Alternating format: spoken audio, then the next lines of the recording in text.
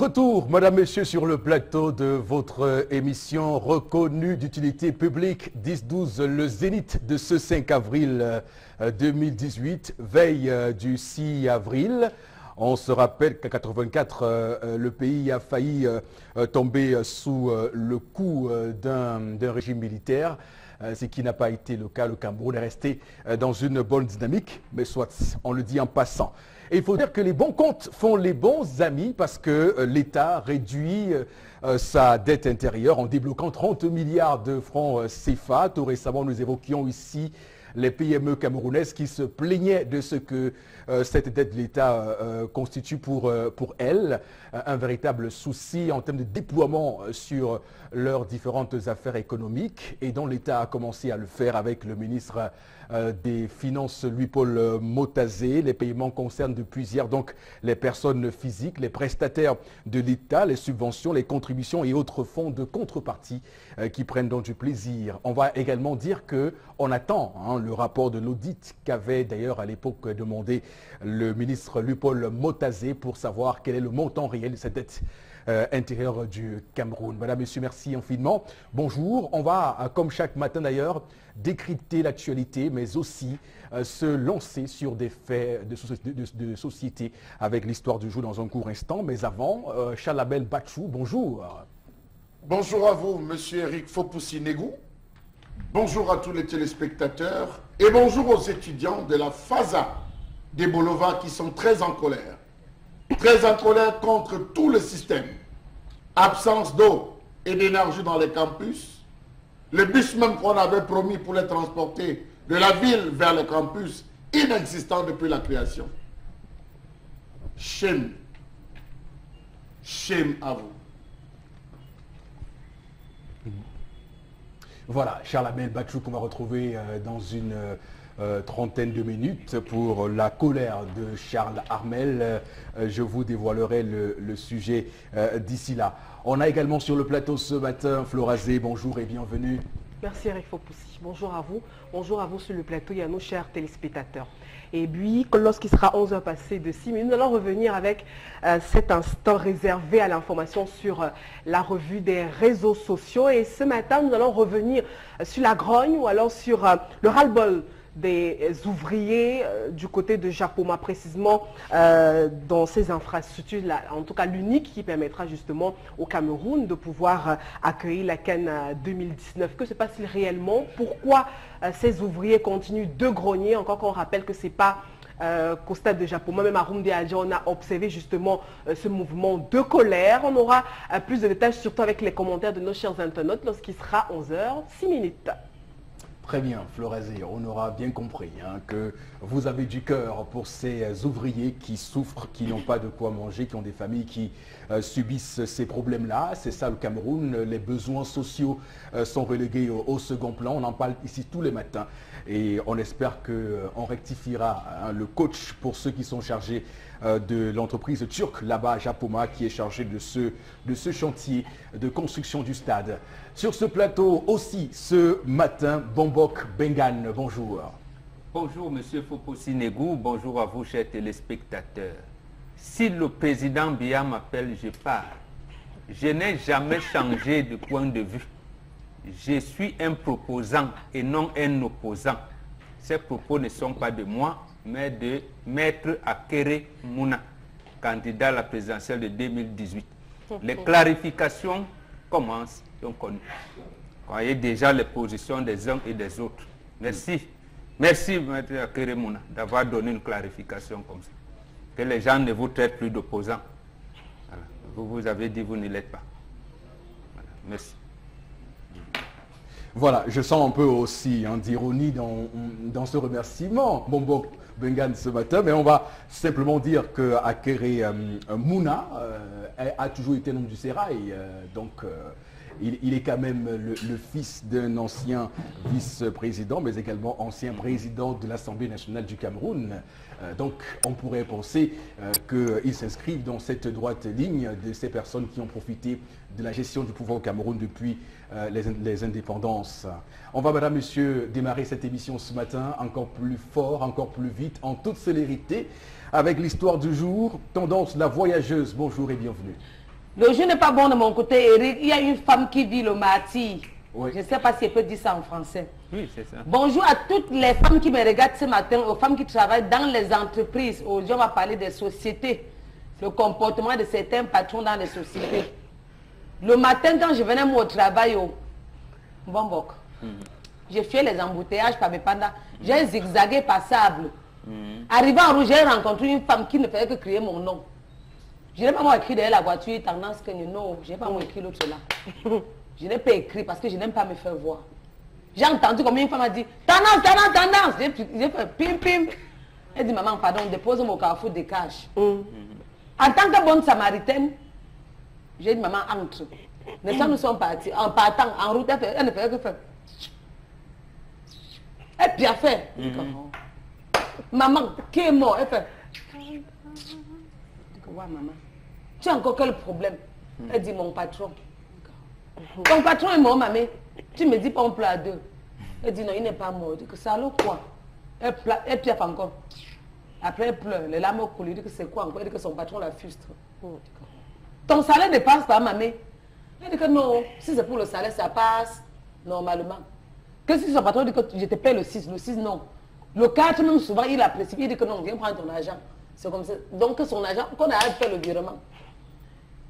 Après, le Pierre encore dit que ouais, maman, parle vite, moi aussi je gagne en temps. Je vais parler à la République. Elle repère, je dis que qu'est-ce qui ne va pas? Ton patron te drague. Dis-moi la vérité entre nous. Elle dit que non, on ne parle pas de ça. Non, il ne me drague pas. Mais sauf qu'il a un défaut. Elle dit que ça passe, elle va appeler ça défaut ou une qualité. Que son patron a fait jusqu'à qu'elle se lève le matin. Elle pense qu'elle va aller au travail. Ses nez montent. Tu comprends le moment? Elle me dit que maman, regarde-moi, j'ai les rides partout. Dès m'a montré son visage, elle avait un peu les boutons ici comme ça. Elle dit qu'elle est stressée, ça lui donne les boutons. Je dis que ouais. Explique-moi clairement ce qui ne va pas.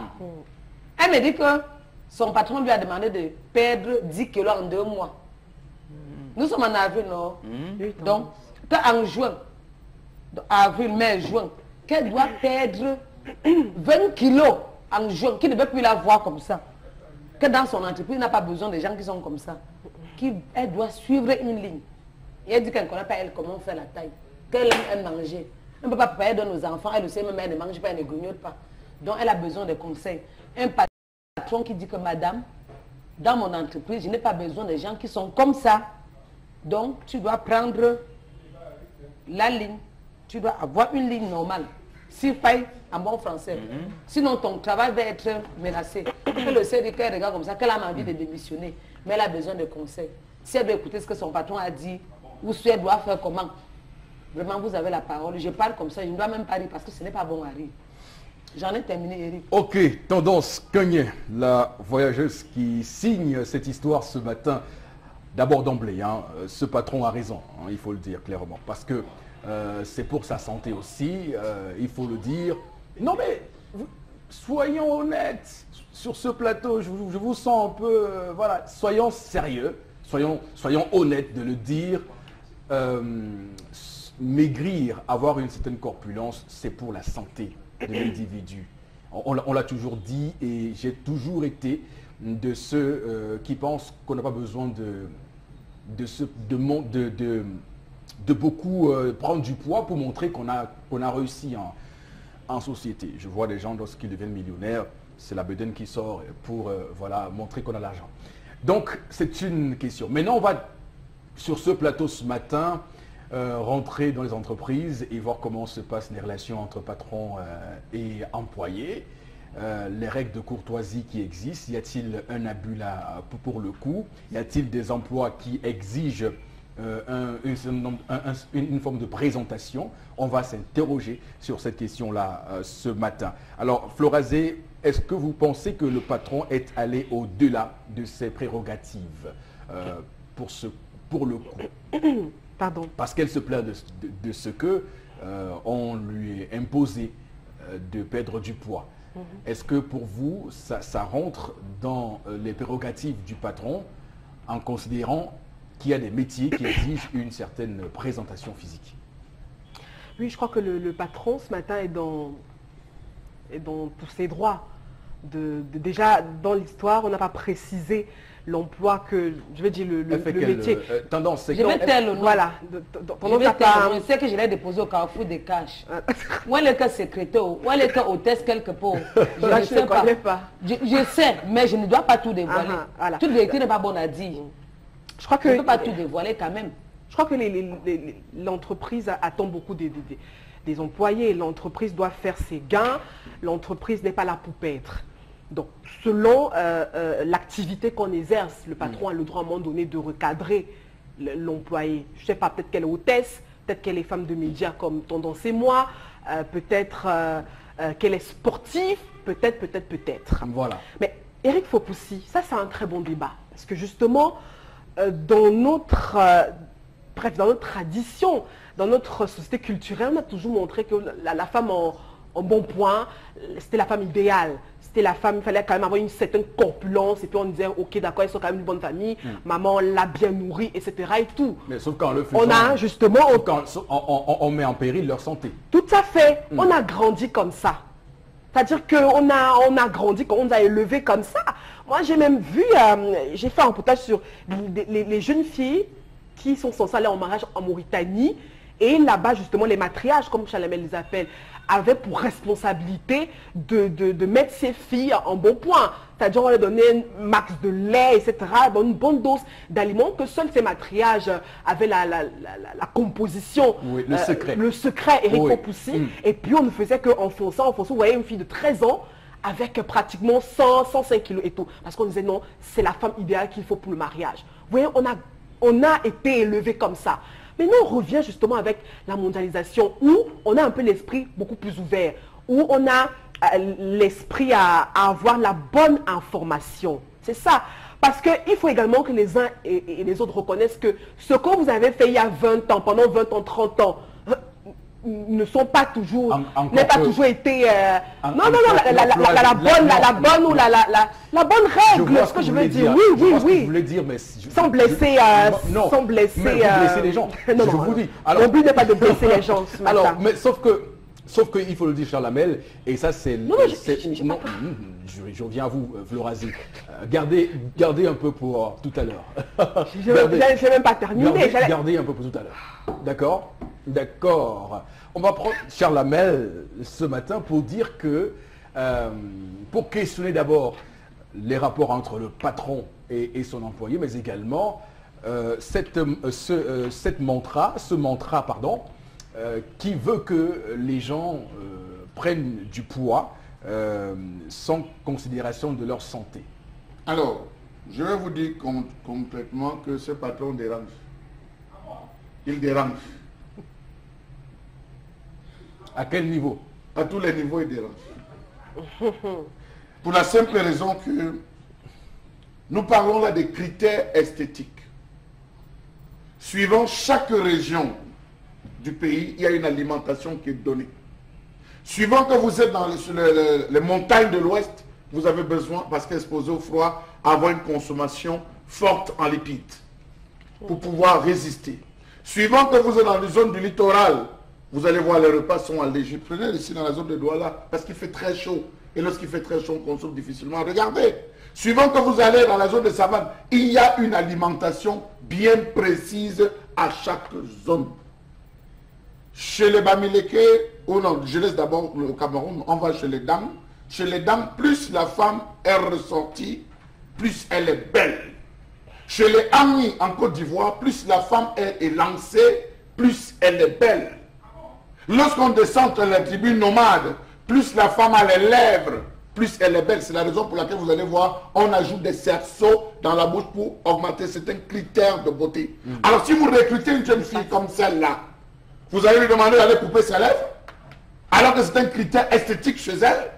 Il faut prendre coup. C'est l'hybridisme occidentalisé qui est en train de détruire véritablement la société. Vous voulez dire quoi? Je voulais dire. Parce qu'effectivement, on voit désormais, et ça c'est, Charlamel, je veux juste faire une parenthèse dans ce que vous avez dit pour vous conforter dans ce que vous dites. Il y a quand même, dans les publicités venues d'Europe, il y a cette manière qu'on a la femme doit être mince, elle doit être mince, la femme squelettique, formée. la femme squelettique. Squelettique, non, je dis, final, oui. je me pose en tant que traditionnaliste africain et partout sur cette question. Oui. Alors je dis, chez les Bamileke, tant que la femme n'a pas une rebombance, tant que la femme n'a pas une sorte d'asymétrie, même lorsque vous regardez au niveau des représentations anthropomorphiques, des représentations, tout ce que vous allez voir sur l'homme, c'est-à-dire les sculptures que vous voyez, vous allez voir le ventre est toujours bombé, les joues bien ressorties, c'est un critère. Lorsque vous allez chez les bêtis, c'est les atouts érogènes qui sont mis en avant. Une poitrine bien galbée, un corps édapeux, regardez le bigouti, voyez ce qu'on met en avant. C'est des critères esthétiques qui appartiennent à chaque société et on ne peut pas s'en défaire. Maintenant, on est contraint aujourd'hui de s'en défaire parce que l'occidentalisation est arrivée et nous a donné des canons de beauté. Vous ne pouvez pas présenter le journal parce que vous êtes maigre. Vous ne pouvez pas être steward, vous ne pouvez pas être hôtesse de l'air parce que vous avez pris le poids. Vous ne pouvez pas faire si. Oui, il y a des corps aujourd'hui avec la modernité, la modernisation qui a fait en sorte que vous êtes obligé de vous liguer. Mais n'oublions pas, il y a des critères qui sont liés à chaque zone, à chaque pays. Oui, c'est recevable. Hein. Ce que vous dites ce matin, on peut bien comprendre ces critères-là qui sont liés à la culture, à la tradition, mais on reste aussi prégnant dans ce qu'on appelle la santé parce que, il faut le dire, c'est ça le plus important. Parce que on va le dire, aujourd'hui, il y a sur le marché des produits qu'on consomme qui nuisent gravement à la santé, des produits qui donnent du poids. Et c'est ces produits-là, en réalité, qui posent problème. Parce que à l'époque, lorsque on mangeait, c'était de nourriture bio, pour voir l'expression qui est en vogue actuellement. Et donc, on pouvait prendre du poids sans avoir peut-être l'inquiétude. Je n'ai pas voulu prendre ce sens de peur de blesser les annonceurs et de blesser ceux qui doivent. Je n'ai pas voulu prendre en disant à l'instant que dans l'alimentation, il y a ci, il y a ça qu'il faut réguler. Parce que si on prenait dans ce sujet, on risquerait de blesser, bien évidemment, certains annonceurs. Parce qu'un pays comme les États-Unis, par exemple, est un pays aujourd'hui où l'obésité, la malbouffe, avec tout ce qu'on peut imaginer comme boissons gazeuses et soda, là-bas. Bon, Bengan, on va toujours essayer de décrypter les intentions de ce patron, mais également mettre sur la table cette question de la corpulence, cette question de la prise de poids, cette question de la forme de la femme.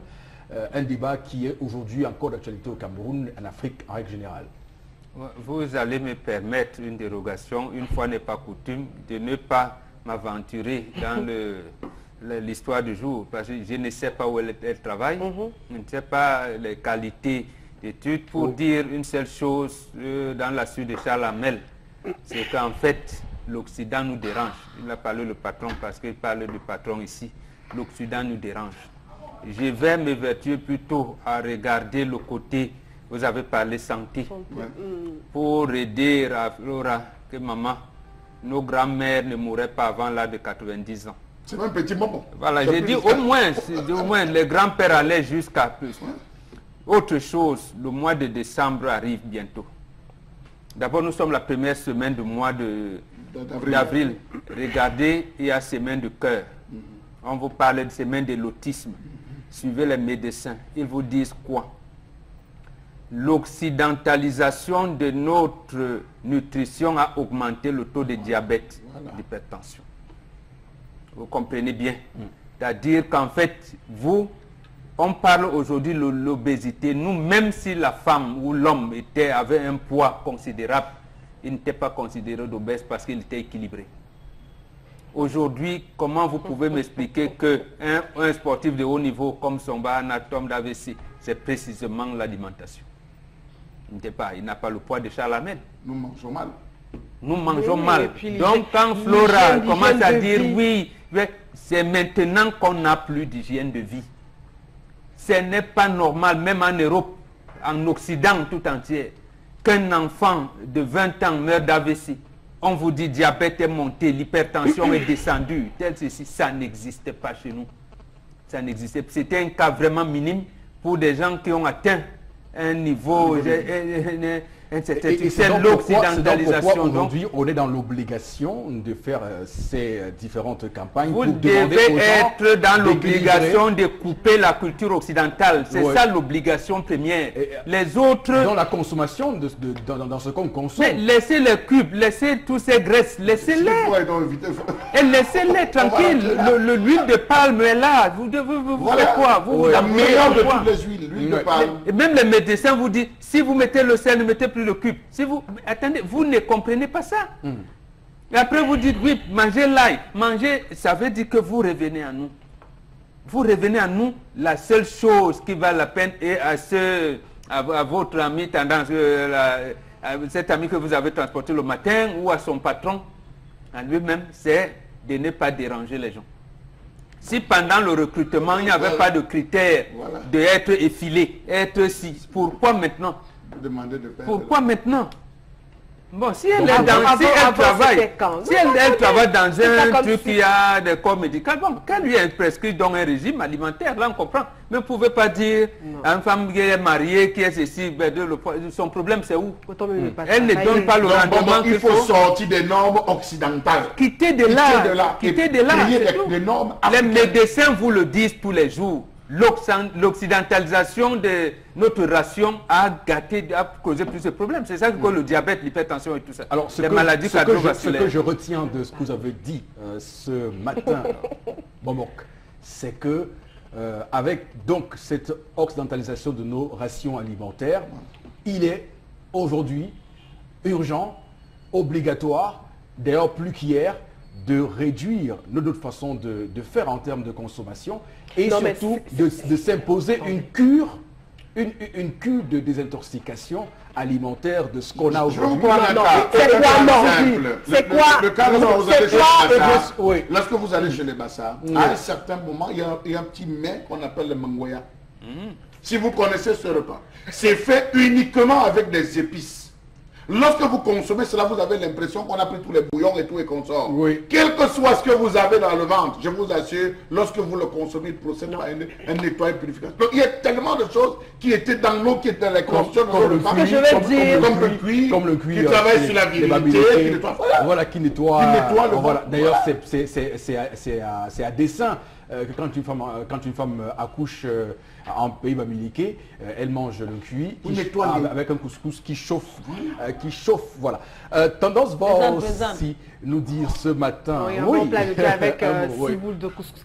Oui, tendance. Ça dépend. Ça dépend. Non, pose-moi la question. Tu as dit vite, je vais te répondre. Oui, j'ai dit. Pose-moi la question. Est-ce que ce patron a raison de demander à cette femme de maigrir, de perdre du poids? Tu sais que ça dépend, Eric. Et chaque société, donc, bref, le patron sait ce qu'il veut pour sa société. C'est pour ça que j'ai dit que ça dépend. Moi, je pense que ce patron veut la virer. Et il prend un exemple. Il prend un subterfuge pour la virer. Donc, il faut qu'elle quitte d'abord avant que le patron ne la vire. Oui, il va la virer. Parce qu'elle nous regarde. Elle a dit qu'elle va nous regarder. Non, ce patron a envie de la virer. Eric a dit, maman, je vais taire ton nom.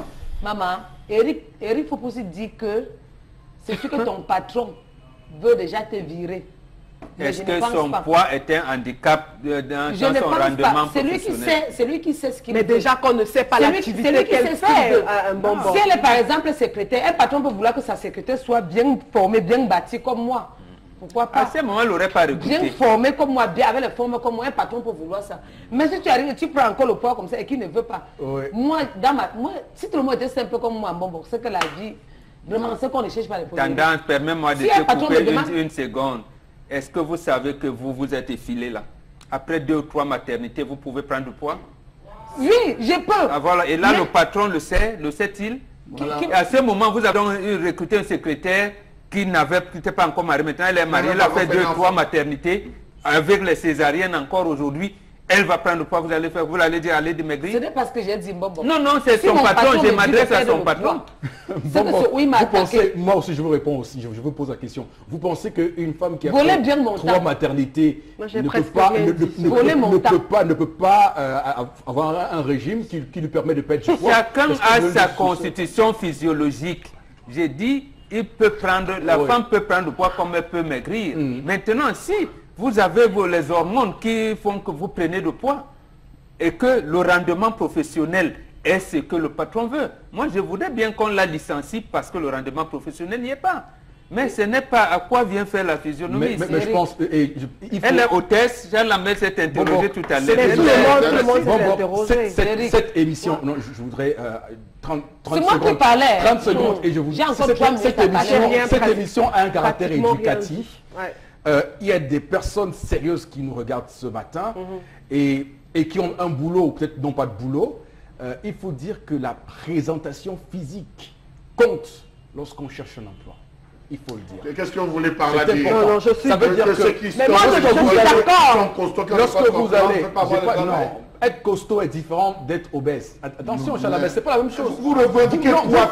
Quel est ce dont vous avez besoin? Non, il faut dire la vérité, Chalamel. On ne frustre personne. On ne frustre personne. Je ne frustre pas les personnes. Non, je parle avec vous aussi. Non, on discute, on partage. Chalamel, on partage. Vous me faites un procès. C'est moi qui parlais. Et pourtant, je suis en train de dire quelque chose qui est très intéressant, c'est que l'obésité est un problème pour la santé. Mais c'est un véritable problème. Ça dépend de ce que vous appelez être obèse.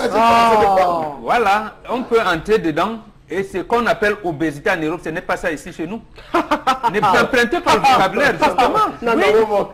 Être fort de comprendre ne veut pas dire qu'on est obèse. Ok, on peut entrer Tendance va finir son temps de parole parce que c'était juste... Vous me faites l'inspiration, finit même dans ma tête. Non, désolé Tendance. Chaque fois qu'elle veut parler, si vous me coupez, tu veux l'inspiration, pas. Non, ça va. C'est que le patron l'a énervé, comme il a énervé ton ami. Mais regarde, vous savez que ces choses-là, même parfois, on dit que quand on prend le poids, c'est les symptômes d'argent. Quand vous voyez Samuel et ton fils, Ngano Piquet, qui a l'argent plus que qui? Voilà. Non, parlons pour mes parce que disons que non, quand quelqu'un est costaud, c'est les symptômes d'argent. Samuel et ton fils, Ngano Piquet, qui a l'argent plus que qui? Ngano n'est pas gros. Est-ce qu'il a l'argent? C'est Samuel et ton qui a l'argent. Je coupe là, c'était pour blaguer. Je dis souvent que si chacun comprend que c'est son corps, Eric. Si c'est qu'à chacun, il y a des endroits où tu travailles même. Un bonbon. Un patron te dit, madame, je ne veux pas vous voir avec les faux cils. Moi, je me dis que peut-être il veut votre bien. Ou encore, je ne veux pas vous voir avec les faux ongles. Donc, il faut point, je ne sais pas, parce que pour moi, ça dépend. Parce qu'il y a les patrons qui n'aiment pas les faux ongles, les faux cils. Parce qu'il veut vous donner aussi sa part d'éducation. Oui. Que peut-être en mettant les faux cils, ça fait de mois après de mois, vous allez avoir mal aux yeux. Si vous mettez les faux ongles, ça abîme les doigts. Donc, sa manière à lui de vous donner les conseils. Là, qu'elle vous explique que je ne veux pas que vous mettiez cela parce que ça peut... C'est sa manière aussi de donner les conseils. Parce que vous êtes déjà une adulte. Voilà. De deux, les endroits où tu travailles, le patron va me dire que, maman, vous devenez être très brune. Peut-être c'est une façon de vous dire que le lait que vous utilisez là ne vous convient pas. Ou encore, je vous ai connu noir, en vous décapant, ça garde la peau. Si demain vous êtes malade, on ne peut pas vous opérer. Donc, ça dépend de chacun. Donc, on peut dire quoi, maman? Si tu sais que là-bas, à la fin du mois, tu as tes 5 francs, fais le maximum de perdre le poids. Mais elle m'a dit qu'elle ne peut pas faire. Est-ce qu'elle a pensé au facteur de son mari? Très bien. Est-ce qu'elle a pensé à son mari? Si son mari l'aime comme ça, avec le poids qu'elle a. Je ne voulais pas parler de ça. Non, mais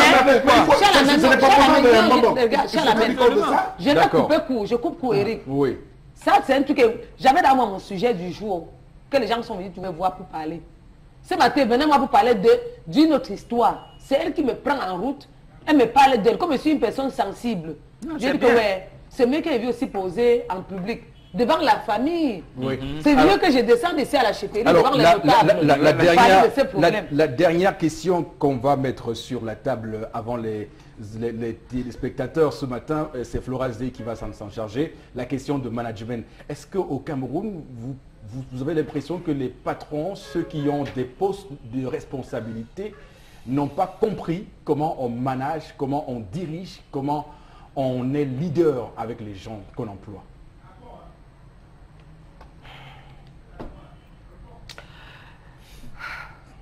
Eric, faut Votre silence est parleur. Non, attendez. Votre silence est parleur, hein, vous savez. Oui, mais attendez, le management également, ça s'apprend. On s'instruit. Mais également, le management, ça peut également s'apprendre vis-à-vis des situations qu'on a côtoyées au quotidien. Mais par rapport à la situation bien précise, il ne faut pas toujours qu'à chaque fois que quelque chose nous arrive, qu'on accuse l'Occident. Qu'est-ce qu'on mange en Occident? Vous refusez. Mais attendez, oui, justement. On mange des bourratifs en Occident. Vous pouvez. Mais c'est une autre méthode de management. Elle n'est pas mauvaise, Eric Fopussi. Elle est mauvaise. Elle n'est pas mauvaise. Très mauvaise. Mais attendez, puisqu'on ne sait pas ce que la jeune fille exerce comme activité, si elle est hôtesse de l'air, au moindre gramme, au moindre kilo, elle doit passer par des remontrances. Si elle est sportive, si elle est femme de médias et autres, maintenant, ça dépend. Je ne vais pas en guerre contre des personnes faute de corpulence. Maintenant, il y a un poids que lorsqu'on a déjà, on vous détermine, vous êtes déjà cassé comme une personne obèse. Oui. Et là, vous devez entrer dans un régime alimentaire. Le régime alimentaire ne tue pas.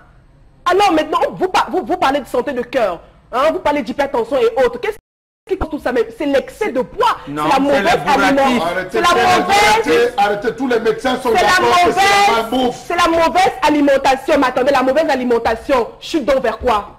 À la prise de poids. N'a pas de poids. La mauvaise alimentation, maintenant, au-delà de la mauvaise alimentation, il y a l'hygiène de vie, la cigarette, la drogue, etc. Et même ça, Charles Hamel, et même ça, Bonbon, que vous mangez bien, ou pas, je suis d'accord avec vous qu'on peut pas aussi être épargné des maladies opportunes, bon bref, des maladies cardiovasculaires, hein? Je suis d'accord avec vous. Mais maintenant, ce matin, il ne faut pas conforter la vérité. Il faut dire la vérité aux gens, Eric Fopussi.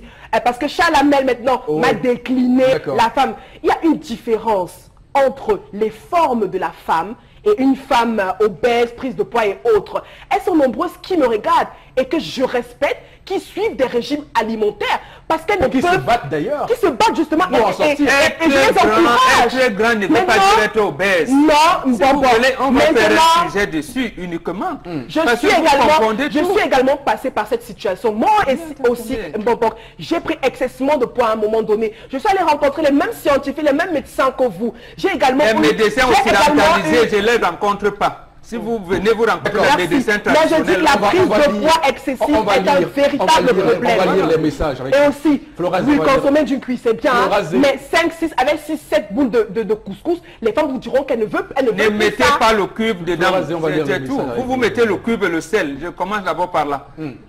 Après, vous prenez le bol de lait incontrôlé. Mais le cube aussi, l'alimentation au cube. Il faut enlever ça. C'est pas aujourd'hui que ça existe, c'est bien longtemps. Mais c'est vous qui l'avez amené, ça n'existait pas à notre époque. Nous, on avait les macéries, beaucoup de choses. Non, le cube existait déjà à votre époque. Non, ça n'existait pas. Ça existait. J'ai dit non, vous me parlez de mon époque. Mais bon, vous voulez que je vous donne la recette exacte comment on compose un cube, naturellement? Vous voulez que je donne la recette? Je vous donne la recette maintenant, comment on compose du cube. Et même les chefs qui me regardent, nous ne sommes pas en train de faire une je ne parle pas. Oui, mais je vous dis donc qu'on a toujours consommé ça. C'est l'excès en toute chose qui nuit. Donc il faut dire ça aux femmes.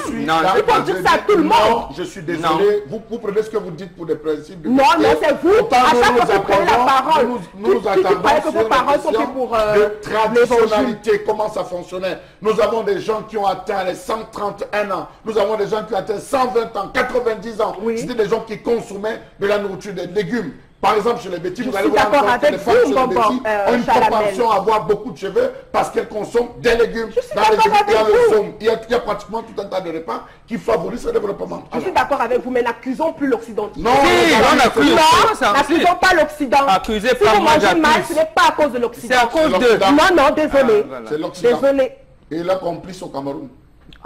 Absolument. Moi, par exemple. Absolument.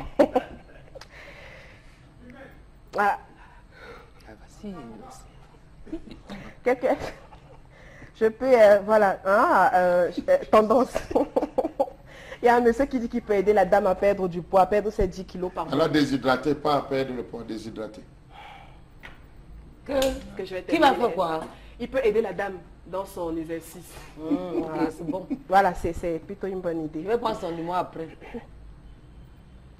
Alors, il y a un autre SMS. Le patron dérange. Si mon partenaire m'aime comme je suis, je m'en fous du reste.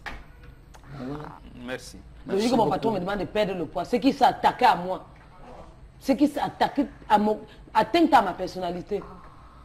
Tu comprends, non, Eric? Oui. C'est ce que vous allez entendre. Oui. Alors, il y a une autre SMS. Son patron a raison. Les gens ne mangent plus, ils grignotent. Ça n'a rien à voir avec l'occidentalisation. Si. Il existe des métiers qui demandent une certaine corpulence des hôtesses de l'air de la compagnie ont été licenciées parce qu'elles avaient pris du poids. Et puis, il est aussi possible qu'elle ait été recrutée étant mince. Et en passant, la définition de l'obésité, c'est la surcharge pondérale. Voilà. Et elle est la même partout sur la planète, étant donné que ses corollaires, donc hypertension, diabète, artériosclérose et autres, sont les mêmes sur toute la planète. Quand on parle donc de surcharge pondérale, il faut bien qu'on mesure la taille et le poids de quelqu'un. Là, on va prendre de caractériser l'obésité. L'autre chose, quand vous parlez au test de l'air, c'est pas l'Occident, ça?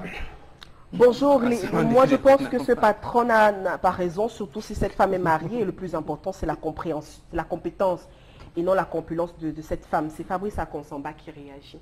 Et un dernier message, Florazé. Voilà. Bonjour, en rapport avec l'histoire en entreprise qui est pris en compte pour la performance économique, c'est la matière grise pour ceux qui sont dans l'administration. Donc je suppose que c'est le cas avec le sujet. Je trouve cela inconcevable de la part de ce soi-disant patron. Demander à cette femme de perdre du poids, c'est irrecevable. C'est Surmaine Bert de Bojongo qui réagit. Merci beaucoup. Peut-être qu'elle est une commerciale. Peut-être qu'il veut qu'Eric, je ne dis pas ce qu'elle fait, je connais ce qu'elle fait, mais il ne vous dit pas. Peut-être qu'elle est une commerciale. Il veut qu'en partant se placer devant les gens pour parler. Quand on voit une fille qui est bien bâtie comme moi, on voit il faut donc habituer à l'Occident que chez nous, nous avons les femmes qui ont un corps assez. Il faut habituer au monde entier que nous avons un corps qui est un peu c'est pas un problème. C'est un problème. Les femmes boule bée, elles ne sont pas si rondes que ça, elles sont élancées. Je vous dis, si les Blancs étaient ici, ils ne vous auraient pas imposé les vestes cravates. Mais maintenant, vous pouvez marcher nu comme avant, vous pouvez marcher avec un... On n'a jamais marché nu, madame. On n'a jamais marché nu.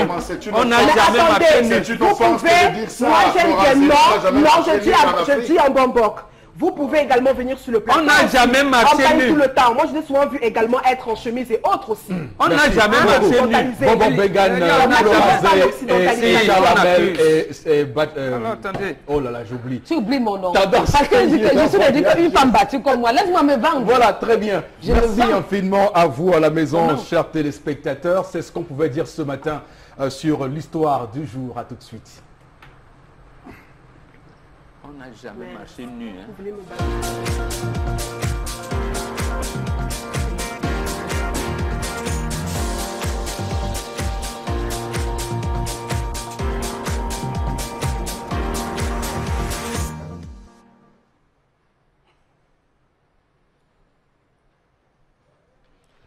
Je salue le docteur Frist Tonnet. Je salue Monsieur Timier Vouna. Je salue Emmanuel Zété. Et je salue les autres délégués du gouvernement de ce pays. Une question. Où sommes-nous désormais censés enterrer nos morts? Je m'interroge ce jour sur la question des cimetières dans ce pays. Je me demande pourquoi les cimetières ressemblent aux nids de poules de nos grands axes routiers. Si les morts venaient à se lever, ils porteraient tous des vestes, des cravates et des robes de mariage, encore de l'occidentalisation. Le cimetière est la dernière demeure, c'est-à-dire un lieu où s'arrête pour l'éternité la vie d'un être humain. Pour cela, le lieu mérite qu'on y porte une attention toute particulière, si l'on veut respecter les morts comme recommandé par la Bible. Ossements humains et mutilation des organes sont l'attraction financière de certains croque-morts et des pseudo-gardiens de cimetières sous l'instigation de certaines personnalités, parfois insoupçonnables. Les cimetières du Cameroun présentent aujourd'hui un aspect déplorable, écartant tout souhait d'y être enterré. Il est devenu très exigu et mal entretenu. Des ossements sont parfois déterrés et enroulés dans le restant d'un linceul pour laisser la place à des nouveaux corps. Comment comprendre le fait que dans nos cimetières, on trouve toutes sortes de personnes, parfois atteintes de folie, d'autres totalement saines d'esprit, certains font la cuisine, d'autres sèchent leurs habits sur des tombes. Comment comprendre que les cimetières sont aussi des lieux de réunion très importantes entre les fumeurs de chanvre indiens, les joueurs de cartes, les adeptes de la nécromancie et j'en passe, qui est censé assurer la sécurité dans les cimetières de nos villes. Comment comprendre que ces espaces soient abandonnés dans la broussaille par les autorités communales de nos villes? Où sont passés les gardiens de nos cimetières de jour comme de nuit? Comment comprendre que nos cimetières soient envahis par la broussaille? Les hautes herbes surplombent les tombes construites. Comment comprendre que la majeure partie de nos cimetières n'ont plus de portail?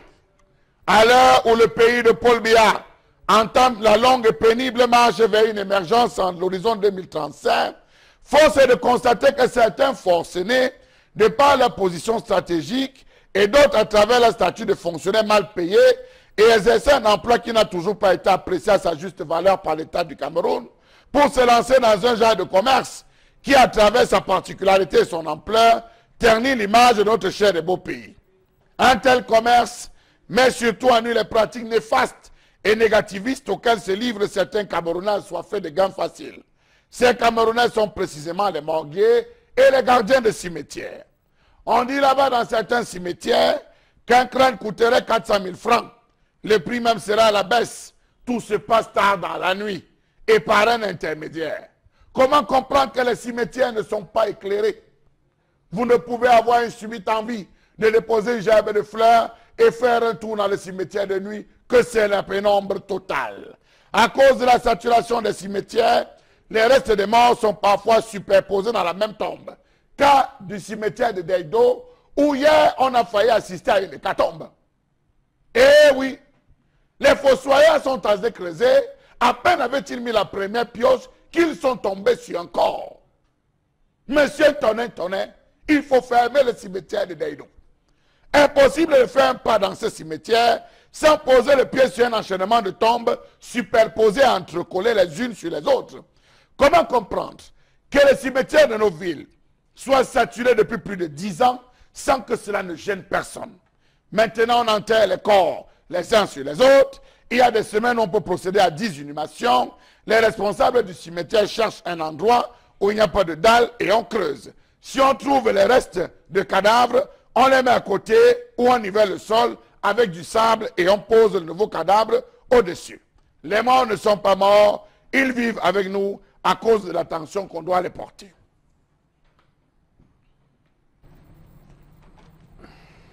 Très bien, merci beaucoup, cher Lamel, pour cette colère de ce 5 avril 2018 sur Equinox Télévision. On va surtout saluer ce matin les creuseurs de tombes, je pense à eux parce que c'est un métier que je respecte beaucoup. Et je tiens à leur adresser voilà, mes sincères encouragements dans ce qu'ils font. Alors, la question que pose Charles Hamel ce matin donne du tournis à tous ceux qui ont besoin de trouver un espace à Douala ou dans d'autres villes du Cameroun pour enterrer leurs morts parce qu'il n'y a plus de place dans les cimetières et vous l'avez vu. La description que vous en faites, Charles Hamel, ce matin montre bien le malaise qu'on peut voir lorsqu'on tombe sur un cadavre, alors qu'on est en train de creuser une tombe. Oui, qui est le plus grand cimetière de Douala, il faut le dire. Donc c'est clairement un problème. Bon, Bengan, on va surtout dire que la question des cimetières, cette question-là, met aussi en avant le non-respect du à nos morts au final. J'ai failli vous demander les excuses de ne pas me vertuer à parler de ce sujet. Parce que moi, oui, parce que vous parlez de la gestion des cimetières, moi je parle du respect dû aux morts. Oui.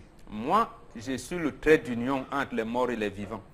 Ou si vous voulez, moi je parle beaucoup plus avec les morts qu'avec les vivants.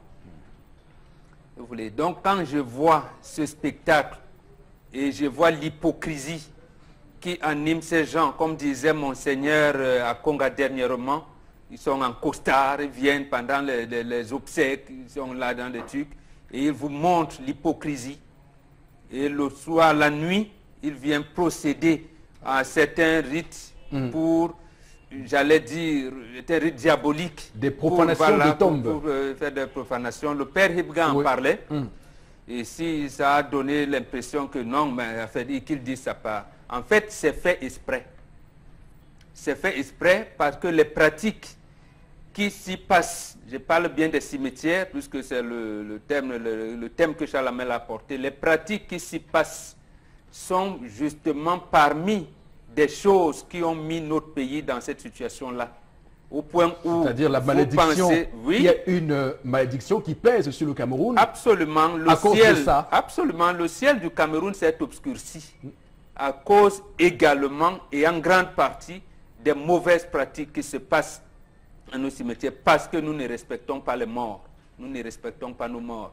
La preuve, il existe la loi numéro 91/022 du 16 décembre 1991 portant réhabilitation de certaines figures de l'histoire du Cameroun. Où en sont?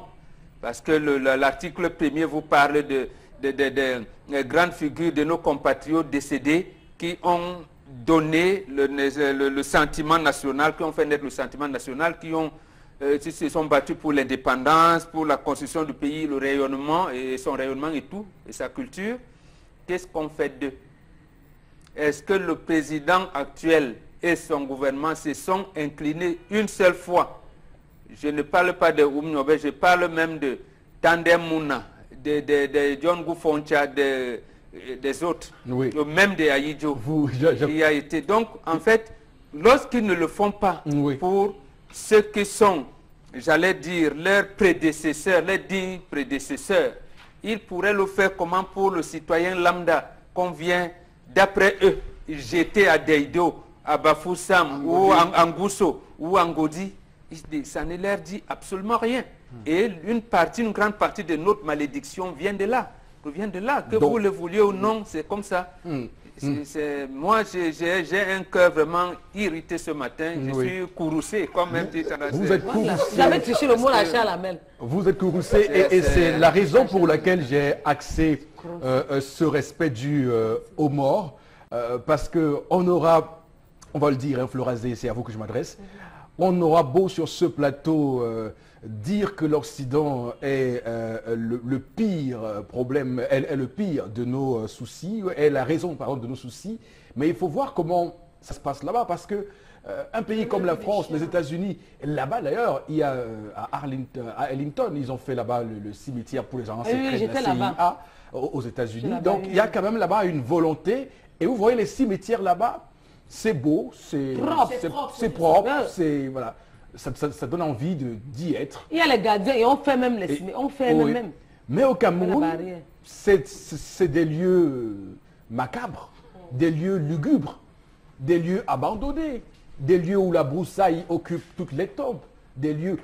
Il y a un métier, que j'ai découvert en préparant ce sujet, des gens qui refont les tombes.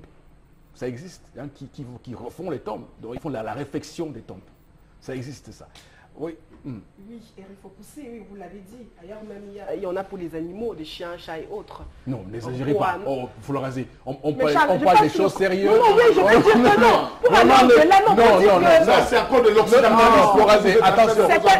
Vous nous provoquez. Non, vous nous provoquez. On parle, non, juste pour dire que... Attention, quand même. À chaque fois.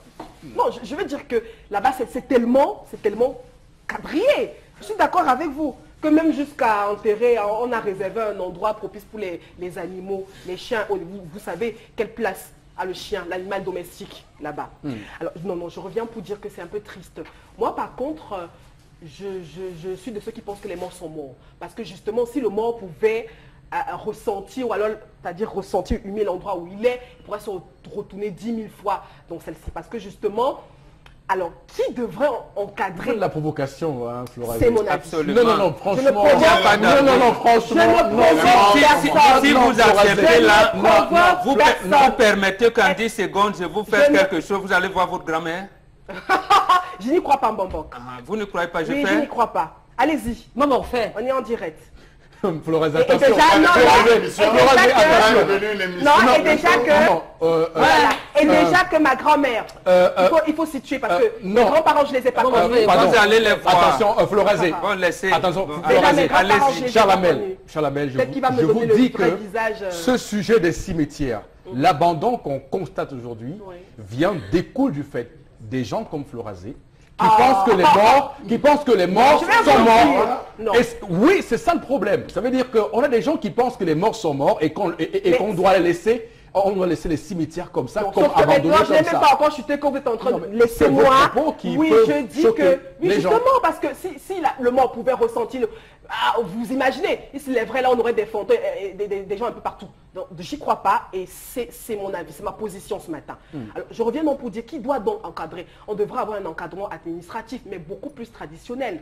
Parce que quand je regarde par exemple la ville de Douala, on est entre Canton et bien d'autres. Donc, je crois qu'on devrait avoir beaucoup plus un encadrement traditionnel, culturel de ces lieux pour certaines personnes. Parce que moi, par exemple, si j'ai un de mes proches qui décède, je sais où je vais me rendre. J'ai aucune réponse. Si. Je vais revenir. Très bien. Oui. Florazé, oui. Je sais où me rendre, Eric Fopoussi. Il y a un lot de terrain d'où je viens et c'est là-bas commentaire.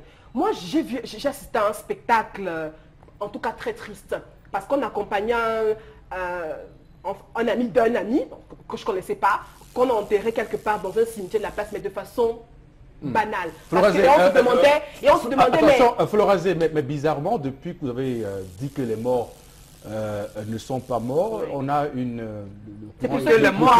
le courant électrique. Non, les morts sont morts. Elles sont morts, voilà. Le courant électrique, il y a des perturbations dans ce studio. Oh, c'est vous, non. Il y a toujours eu des perturbations. Non, sauf que, je vis des perturbations tous les jours, mais rassurez-vous, je ne fais aucun lien avec les morts. Sauf que c'est spécial. Non. Alors, il y a toujours des perturbations. Donc, je reviens pour dire que... Et vous chutez par là. Oui, j'étais très triste. Parce que je crois qu'il était originaire, on m'avait dit c'était Bafon, je crois. Et puis j'avais été triste que voilà, son corps soit là, on a pris le corps et tout, on est allé creuser une tombe, on a demandé, je sais pas comment ça se passe et puis c'est ça en fait. Je crois qu'on devrait aussi revenir sur le plan culturel traditionnel, encadrer ce type de phénomène. Merci, tendance, nos cimetières à Douala et dans les villes du Cameroun montrent ce visage-là, c'est abandonné. Il y a un manque de respect aux personnes qui sont décédées. Les fumeurs de Ndjap sont versés là-bas comment au cimetière, dès qu'on arrache ton sac au lycée, on entre au cimetière. Et si tu fonces, tu vas voir que les fumeurs de Ndjap, vraiment, je ne sais même pas comment ça se passe que les gars restent tout dans les cimetières. Alors que les pays où je passe souvent, même en Europe là, en Europe, quand tu vois les cimetières, c'est propre. Il y a les gardiens, il y a la sécurité, même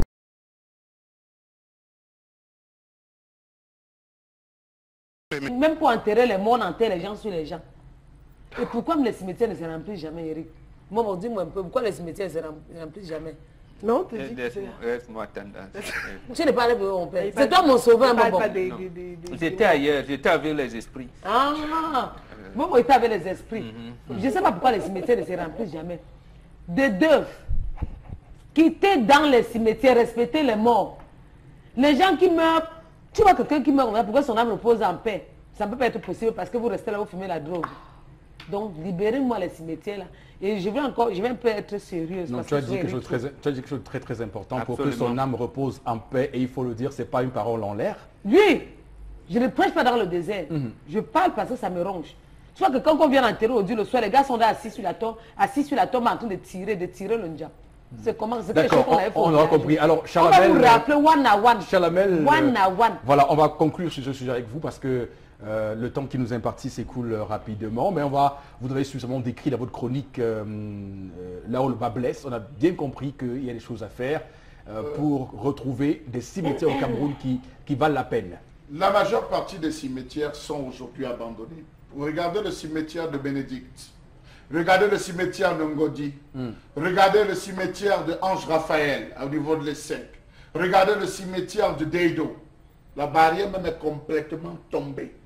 laissant parfois nu, je peux vous le dire, laissant parfois nu, voilà, encore que pour nous, même c'est sur un terrain plat, et de temps en temps, c'est lorsque les bœufs viennent désherber, parce que ce sont les bœufs qui désherbent là-bas, on autorise à faire entrer les troupeaux de bœufs, ce sont ceux qui vont désherber et qui abandonnent parfois les excréments sur les tombes, c'est des personnes qui sont censées venir nettoyer cela. Il y a un abandon total de nos cimetières, démontrant un mépris qu'on a vis-à-vis de nos morts. Nous avons 3 types de cimetières. Nous avons les cimetières traditionnels.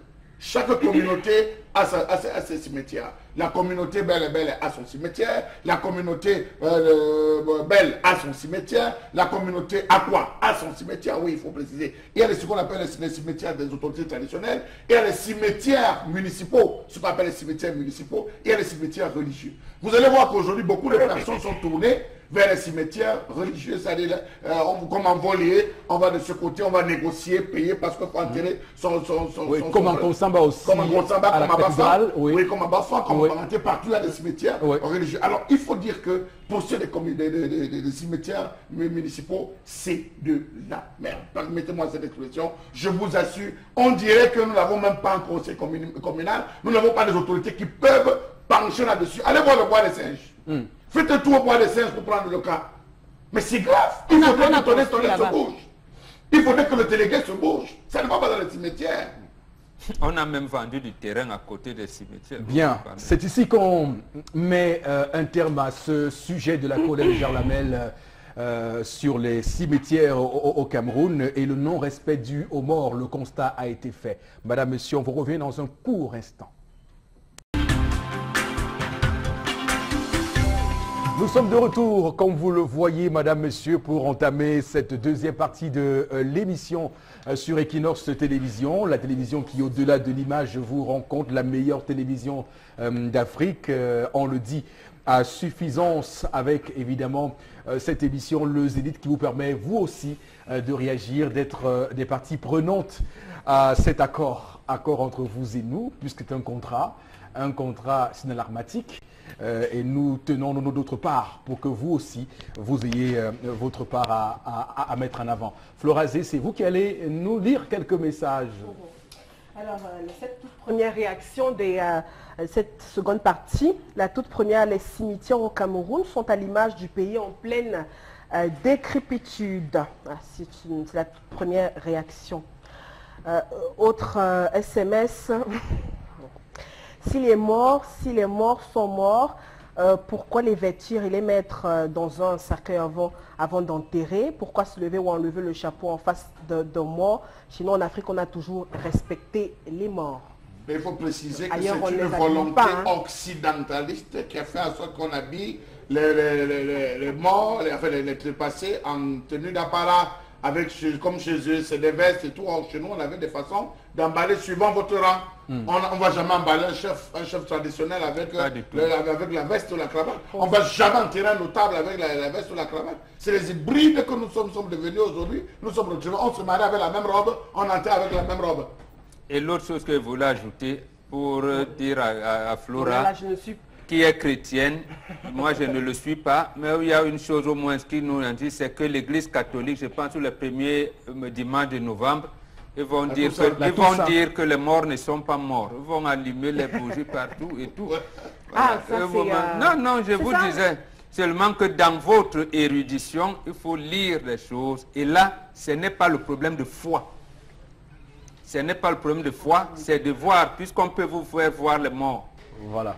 Ah oui. Et vous faire écouter même leur voix. Voilà, si vous ne savez pas qu'il existe une fusée, les gens vont vous dire. Mais peut-être parce que vous savez qu'il y a une navette spatiale, maintenant vous affirmez.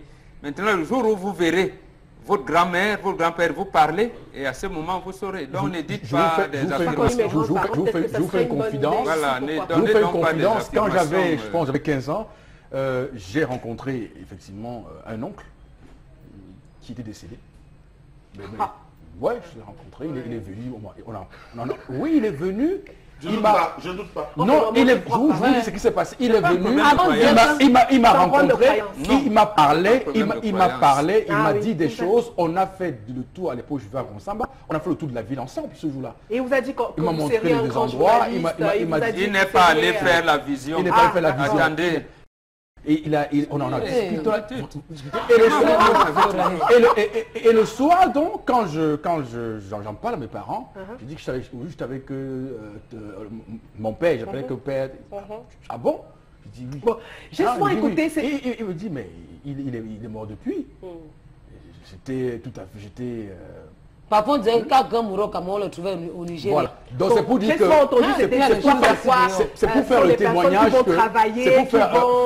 c'est pour faire un témoignage pour vous dire que oui. Vous voulez me convaincre que les morts ne sont pas morts. Pour vous dire que les morts ne sont pas morts. Non, ils sont morts. Et qu'on doit beaucoup de respect. Non, c'est en vivant, malheureusement, parler des grands-parents, malheureusement, moi, je ne les ai pas connus. J'aurais aimé faire leur connaissance, être avec eux, mais malheureusement, je ne les ai pas connus. Et il faut aussi, moi, c'est maintenant. Je vis ce moment précis. Si j'ai des bonbons à vous donner, c'est maintenant. Ce n'est pas après votre mort que je le ferai. Parce que ces grands-parents vivent en vous. Vous ne pouvez pas le dire en Afrique. J'ai un souvenir Vous ne pouvez pas le qui dire vient de mes parents. J'ai un souvenir. On me dit grand-père était comme ça, grand-mère était comme ça, mais je ne l'ai pas connu. Je vis avec ce souvenir. C'est ça l'occidentalisation. C'est ça l'occidentalisation. S'il n'avait pas existé, vous ne serez pas là aujourd'hui. Non, je n'ai jamais dit. En vous. Voilà. Non, je n'ai jamais dit. Je n'ai jamais rejeté le caractère. Je n'ai jamais dit que je n'ai pas de bien, grands-parents. je vais vous dire, vous souriez comme votre grand-mère. Voilà. Vous souriez comme votre grand-mère. Oh non, vous venez de la déstabiliser. Non. Florazé, allez. Je reste objectif. Je vous en prie. On va continuer le message. Voilà, le gouvernement. C'est chaud cette émission. Il faut que je me déboutonne là, clairement. Allez. Ouais. Oh là là. En un mot, le gouvernement est un échec sur tous les plans. Allez en Occident, vous verrez à quoi ressemble un cimetière. Si on veut épiloguer sur un sujet pareil, ça prendrait des années.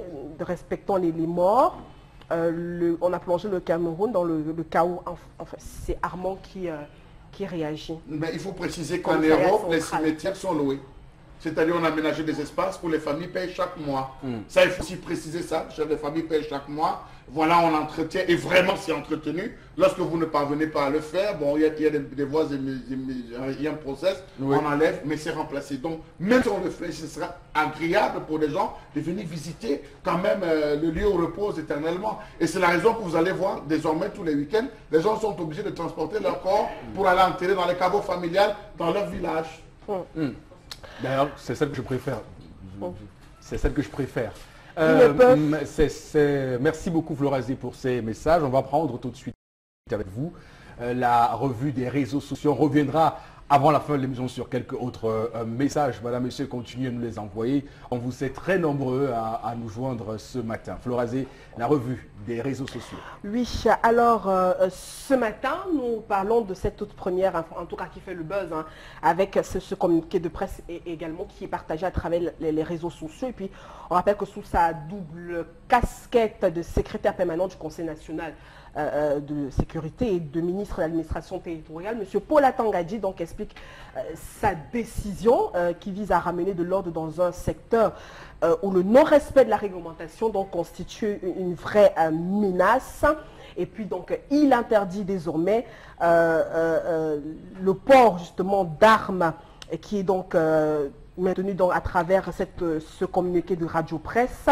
Et il rappelle qu'au terme de la loi numéro 2016/015 du 14 décembre 2016 et portant régime général des armes et munitions au Cameroun, l'acquisition et puis la détention justement, le port d'armes de chasse et de défense ainsi que de leurs munitions qui sont donc des opérations distinctes et puis soumises chacune à l'autorisation préalable du ministre chargé de l'administration du territoire. En tout cas, comment l'information est donc appréhendée par nos chers internautes. On rappelle que le super chef de terre remarque que plusieurs personnes détiennent des armes à feu modernes ou à fabrication artisanale sans la moindre autorisation correspondante. D'accord, très bien. On va commencer par Charlamel ce matin. On va le dire, hein, le super ministre qui est aujourd'hui qui a le vent en poupe. Je rappelle que hier, le ministre Paul Atangadji était attendu à Douala. Finalement, cette visite a été annulée. Mais on remarque que depuis qu'il est là, il y a une série de mesures qu'il met en place. Et il souhaite d'ailleurs que le pays, à travers la crise anglophone, puisse mieux quadriller ce souci qu'on a avec ces personnes qui voudraient la sécession au Cameroun et qui mettent à mal la sécurité du pays dans les deux régions. Et on peut présager que cette mesure-là, du moins, se rappelle, parce que on le rappelle, on le dit si bien, la loi encadre le port d'armes et tout ce qu'on peut autour, comme les munitions, la vente des munitions. Donc on peut décoder que c'est une mesure qui rentre en droite ligne dans sa lutte contre tout ce qu'il y a autour de la crise anglophone. Alors, permettez-moi de vous répondre de manière directe en vous disant que j'ai l'impression que c'est un peu tard. Pourquoi elle arrive tardivement, cette décision? Pourquoi? Je le dis tout simplement parce que courant des années 2012, 2013, 2014, 2015, on a fait des découvertes des caches d'armes. On a eu à découvrir des caches d'armes. Je me rappelle, c'était au niveau du cimetière de la cathédrale, Notre-Dame, de la cathédrale ici toujours à Douala, qu'on avait eu à découvrir une cache d'armes. C'était des cantines, Rappelez-vous, je pense bien c'était en 2016, qu'on avait attrapé un monsieur qui avait pris le bus d'une agence, il avait des munitions dans un sac avec quelques armes. Rappelez-vous encore que c'était du côté de, toujours ici à Douala, dans l'un des cimetières, qu'on avait attrapé des individus qui avaient caché des armes. Alors, combien sont entrés entre cette découverte, entre ce qu'on a découvert, ce qu'on n'a pas découvert, combien sont entrés? Rappelons-nous que dans le cas de Boko Haram, lorsqu'on décriait la question, on a dit les armes qu'on avait retrouvées n'étaient pas des armes utilisées, c'était des armes qui venaient d'un pays bien précis et qui manipulaient. Quels sont les types d'armes? Est-ce que c'est le même copier-coller qu'on veut renvoyer dans la zone du nord-ouest? Nous avons des chasseurs qui dans toutes ces zones utilisent des armes artisanales. Nous avons des chasseurs et des armes artisanales, je peux vous rassurer, qui tuent tout aussi bien que les armes conventionnelles. Voilà. Alors voudrait-on réduire l'activité de la chasse? Donc ça m'amène à me poser 1001 questions. Comment est-ce qu'ils vont procéder à cette démilitarisation, entre guillemets? Vont-ils entrer de maison en maison dans des villages où les populations ont fui? Est-ce que ça concerne des zones comme celle de Douala? Alors je pense que vraiment, ce n'est pas tard, mais je m'interroge. Voilà. Sur la cartographie et le choix des régions choisies pour interdire de cette vente d'armes et de munitions, on a la région du centre, la région du littoral, l'ouest, du nord-ouest, du sud-ouest et de l'avant-bras. Est-ce que vous voyez ce choix-là, vous comprenez qu'il y a vraiment une volonté de quadriller ces régions? Oui, je pense comme Charles Hamel que c'est une mesure peut-être salutaire mais qui vient en retard. Qu'est-ce qu'on veut résoudre?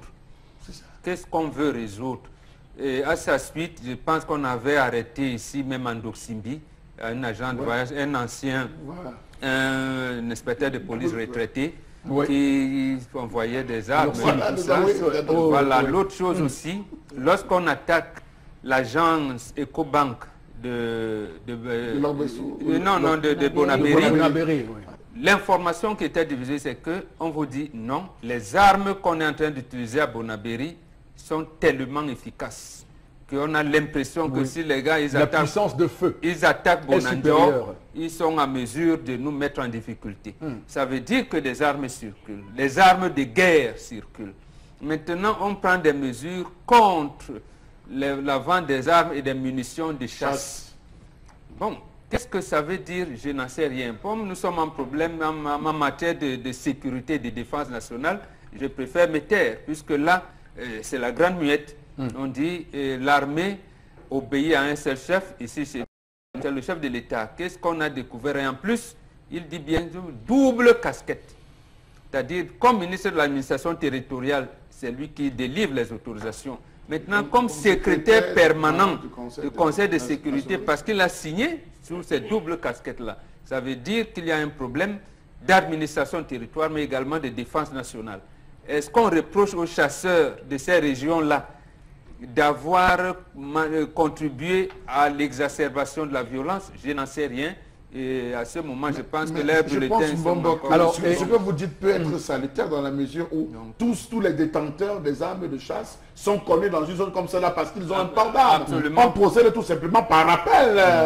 D'accord. C'est aussi simple que ça. Alors, bon, maintenant, il y a un autre volet qui est intéressant dans cette interdiction. Il demande aussi la fermeture des armureries dans ces 6 régions.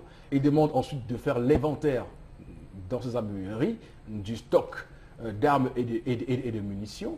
Alors là, c'est autre chose pour les commerçants qui dans ces régions-là... non, le pays va mal en matière de sécurité. Moi, je prends la mesure, me semble salutaire. Oui. Mais il faudrait donc que, généralement, des dites mesures sont conservatoires. Parce qu'on a peut-être constaté qu'à certaines zones, il y a tel type d'armes qu'on a utilisées. Parce que généralement, lorsqu'un quelqu'un décède de suite d'une fusillade, on peut détecter quelle arme, quelle munition on a utilisée. Donc à ce moment, c'est normal qu'on procède par... mais on ne sait pas qu'est-ce qu'on recherche. Sauf que Bombo, si ça avait été un problème clair, on n'aurait pas eu besoin d'informer l'opinion publique. Voilà. On aurait procédé par des descentes inopinées, spontanées. On aurait cadré l'ensemble des zones, on aurait procédé à l'inventaire. Parce qu'en le mettant déjà, vous ne connaissez pas toutes les dispositions que vont prendre les armuriers. Par exemple, si j'ai moi donc obtenu mon arme, pas de manière peu orthodoxe, je ne suis pas passé par, j'ai pas d'autorisation, je ne viendrai jamais. Comment ils sauront que j'ai une arme? Or, ceux qui détiennent des armes ont des autorisations, on les connaît. Mieux vaut les convoquer, vérifier les armes et tout, et peut-être même leur dernière facture, est-ce qu'ils avaient, où est-ce qu'ils achetaient, se ravitaillaient en munitions, est-ce que c'était des munitions de chasse, est-ce que... Et se rassurer que les frontières, au niveau des frontières, avec les différentes zones... Dans quel pays, le Cameroun, on fait ça? Mais attendez, c'est le ministre, avec une bureaucratie comme la nôtre, vous pensez qu'on... Il a instruit dernièrement aux autorités administratives de lui donner des bulletins de renseignement 2 fois par jour à des heures précises. Donc, je pense qu'il veut pacifier le pays. Il faut peut-être aussi questionner si cela est respecté. On va prendre avec vous, Flora Zé, l'autre information de cette revue des réseaux sociaux. Je commence pour toi ce sujet qui vient tout à l'heure. Tu fais manipuler les armes. Non, tu sais manipuler les armes. Il y a des sujets que tu as laissé ma fille. Laisse ma fille. Je te prends tout à l'heure, laisse. La seconde faute. Il y a les sujets des hommes. Les femmes ne vont pas à la chasse. Non, d'abord, il y a les funérailles. Même à notre époque. Il y a les armes comme si. C'est interdit depuis. C'est interdit. Mais maintenant, il y a encore dans les armes. C'est interdit depuis. C'est interdit, mais ça continue. J'ai dit, pour moi, c'est interdit. C'est que c'est toi qui dis. Non, il y a les chasseurs. C'est réel, c'est interdit. C'est interdit. Flora Zé, l'autre information de la matinée. Alors, on a une image, celle de l'abbé Dieudonné Nkodo. On se rappelle par rapport à cette... En tout cas, il y a un débat qui anime la toile par rapport à cette information. Est-ce une info ou alors une intox? Parce qu'on rappelle également que pas mal de médias ont également titré sur justement cette information liée à l'abbé Dieudonné Nkodo. Déjà, qui serait incarcéré justement à la prison centrale de Kodengui. Et puis on se rappelle qu'on se souvient qu'il avait été arrêté il y a un peu avant la Pâques, suite justement à une intervention de l'archevêque de Yaoundé, en lien avec justement l'évasion de monsieur Atangana Kuna. Et maintenant sur la toile, on s'interroge. Où va-t-on sortir le vrai ou alors du faux de cette histoire? Parce que selon certaines informations aussi, l'abbé Dieudonné Nkodo serait donc à sa paroisse du côté de Mokolo à Yaoundé. Mais toutefois, l'information est là. Certains disent qu'il n'y a pas de fumée sans feu. Vous pouvez imaginer ce que ça fait sur la toile. Les commentaires vont un peu dans tous les sens par rapport à cette information et par rapport à cet abbé Dieudonné Nkodo. Alors, maintenant, c'est clair que c'est ce que le messager a fait ce matin. Je ne sais pas sur quelle base il l'a fait. D'ailleurs, j'envoie mes amitiés au directeur de publication du journal Le Messager, qui est un aîné, qui m'a également tenu la main. Voilà, Alex Gustave Azebazé. Mais on va dire qu'on a une source officielle qui s'est exprimée déjà. Donc, je pense que quand la source officielle s'exprime, on doit taire un tout petit peu toutes ces rumeurs, parce que l'abbé Félix Désiré Amougou, qui est le porte-parole de l'archidiocèse de Yaoundé, mais également curé de la paroisse d'Ensam, a pris la parole et il vient de dire que il n'est pas incarcéré, l'abbé Kodo n'est pas incarcéré et qu'il est dans sa paroisse à Mokolo. Alors, oui, Charles Abel, vous voulez faire une précision? Oui, mais il faut interroger. C'est l'occasion pour nous d'interroger l'ensemble des informations qui circulent sur la toile. Bien sûr. Et qui est à des moments reprise par certains confrères qui accordent une foi. Il faut vraiment interroger en ce moment, se dire, est-ce que cela n'est pas en train de démontrer que le musellement de la presse est si profond que les journalistes, parce qu'ils n'ont pas la possibilité de pouvoir s'abreuver à bonne source, sont obligés de se retrouver à récupérer, peut-être pas seulement les journalistes, même l'opinion publique, même les populations, parce que la preuve, vous ne saurez jusqu'où cette information a commencé à circuler, on a récupéré, est-ce que tu sais qu'on a arrêté? C'est les États-Unis, c'est la France, c'est partout. La toile est ce qu'elle est, ce petit village planétaire. Donc je pense qu'il faut interroger après les mesures prises par le Premier ministre et le ministre des Télécommunications. Donc, ça veut dire que sur la fuite des documents confidentiels, mais il faut quand même dire qu'on avait été, la nouvelle expression avait d'ailleurs, dès le lendemain de l'audition passée au TCS par l'abbé Kodo, dit qu'il avait été libéré tard dans la nuit. 22 heures oui, par là. Qu'il a été libéré. Donc, quand on dit qu'il est détenu, de nouveau qu'il est de nouveau arrêté et écroué à Kondengui, alors là, c'est une information très grave parce qu'une telle information quand même enverrait un signal. Un gros signal dans le flou qu'on peut voir et qu'on peut observer dans comment est traitée cette opération hypervie, cette opération d'assainissement des mœurs financiers. Non, moi, je pense qu'il faut d'abord partir du fait que l'éternel problème des journalistes au Cameroun, c'est l'accès aux sources. On interdit aux journalistes camerounais d'exercer bien leur travail. C'est ça, c'est une mesure. Tous les journalistes camerounais savent, même l'information la plus banale, officielle, on vous interdit, vous n'avez pas accès. Vous n'avez pas accès. Maintenant, l'autre chose, comme la magistrature ne communique pas, si le procureur au TCS nous disait, au moins communiquait sur ceux qui sont mis en examen, ceux qui sont ici, ceux qui sont là, on aurait une information officielle et là, les journalistes se lanceraient des commentaires. Voilà. Maintenant, comme c'est un black out, là encore, c'est Jacques Vergès qui le disait ici. Je pense en 90, dans un journal, La Jeune Afrique Économie, parce qu'il faut citer les sources, quand on lui disait qu'on allait nommer Douala Moutomé, il a dit qu'il était contre. Parce qu'au fur et à mesure qu'on s'éloigne du palais de l'unité, on est coupé de l'information. Donc même son ami, Douala Moutomé est devenu ministre après, effectivement, même à lui, il partageait d'ailleurs le même cabinet, il n'avait plus des informations. Donc c'est un problème chez nous.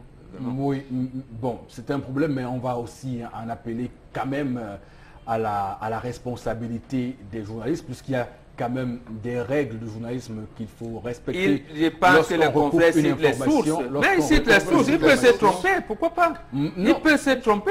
Je ne parle pas du messager, je parle de l'ensemble de ce qu'on retrouve dans la presse, parce qu'il y a notre, souvenez-vous, il y a notre journal qui avait fait une tout récemment sur Sissi Kouaouktabé, qui s'est révélée fausse par la suite. Donc c'est pour dire que lorsqu'on est dans ce métier, il y a quand même des précautions qu'on doit prendre avant de faire avant d'avancer des informations aussi graves.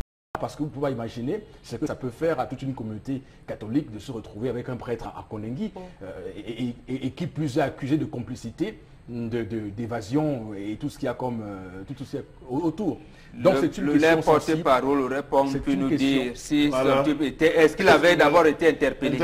Voilà. Je veux dire, il faut commencer à donner. C'est qu'il dit, il n'est pas connu. La nouvelle expression. Mais jusque-là, il peut pas faire même l'Église catholique, la conférence épiscopale doit nous dire de quoi il s'agit. Ou le procureur aussi, le procureur a refusé. Ici, ce n'est pas le procureur qui a parlé, c'est le porte-parole de la responsabilité de la communication est à plusieurs niveaux. Absolument. Ok, tendance. J'accuse le messager. Ça vous apprendra. Les fausses informations, il faut d'abord réfléchir avant de donner les infos. Quand on dit que Kinon, c'est la seule chaîne qui donne les vraies informations, vous croyez que bon. Et tu dis que tu ne les accuses pas où? Non, Moi, je vous pas. accuse. Non. Parce que quoi? Le Messager Faut réfléchir. est un média frère Moi, j'ai refusé. au groupe La Nouvelle Expression. Je tiens à le rappeler parce que c'est un Si c'était média. aussi La Nouvelle Expression, on n'allait pas comme ça. Non, Je connais les Camerounais. On a juste On allait interrogé dire à Valence. Chouka. On a juste interrogé. On allait dire à Chouka. Non, Oui. on peut se tromper. Le confrère a dû se tromper. On peut se tromper, c'est possible de se tromper. Parce qu'il n'a pas accès à la bonne source. C'est ça. Parce Il qu'il n'a n'a pas pas accès. accès. Il y a un blocage. Il y a un blocage. Pourquoi le Il n'est curé pas là. de cette... Tu sais sûr que les confrères sont allés sur le curé. Pour Voilà. que leur Tout le dire monde peut que se tromper, mais mon c'est grave. collègue, Il faut- il est pas, Oui. il est là. Oui, il est là. Je ne refuse pas, Eric. Tout le monde peut se tromper, mais c'est très grave. C'est quand même un journal. Hein? Je ne tire pas sur eux, mais dis ce qui est vrai. Avant d'écrire par ça, n'est-ce pas qu'on écrit, on donne au rédacteur en chef, il relit, après on donne encore au boss, il relise. Oui, je me trompe. Et encore que ton Je père, te ton peux père, Quelqu'un peut vous tromper. Il vous donne une fausse Je information. prends une fois, je balance. manipulez. Non, on ne Donc ma balance hiérarchie pas. ne regarde pas. Mais la hiérarchie regarde quoi? La hiérarchie repose la question à celui qui a donné l'information. Tendance, on peut pas les Ils ont procédé à des recoupements et là on les a menti. On ne peut pas les accuser menteurs. le Messager ce matin, mais surtout dire que ça aurait été une belle une si ça avait été avéré. Non, pas non, Pour donner ça, la c'est pas bon, réponse, Harry. on va vous dire arrêtez Kodo, mais laissez notre prêtre. arrêtez. Très bien. Florazé, Arrêtez Kodo, l'autre- mais l'autre- laissez Laissez notre notre prêtre. prêtre. ouais, l'autre information. Ouais. Laissez le vicaire général. La dernière information, alors depuis hier, hein, c'est plutôt houleux du côté du stade Japoma où les ouvriers manifestent leur ras-le-bol. Justement, ils sont très en colère parce qu'il y a même eu donc quelques petits échanges un tout petit peu violents de ce côté. Vous avez déjà eu même certains commentaires de certains ouvriers, chefs de personnel et autres.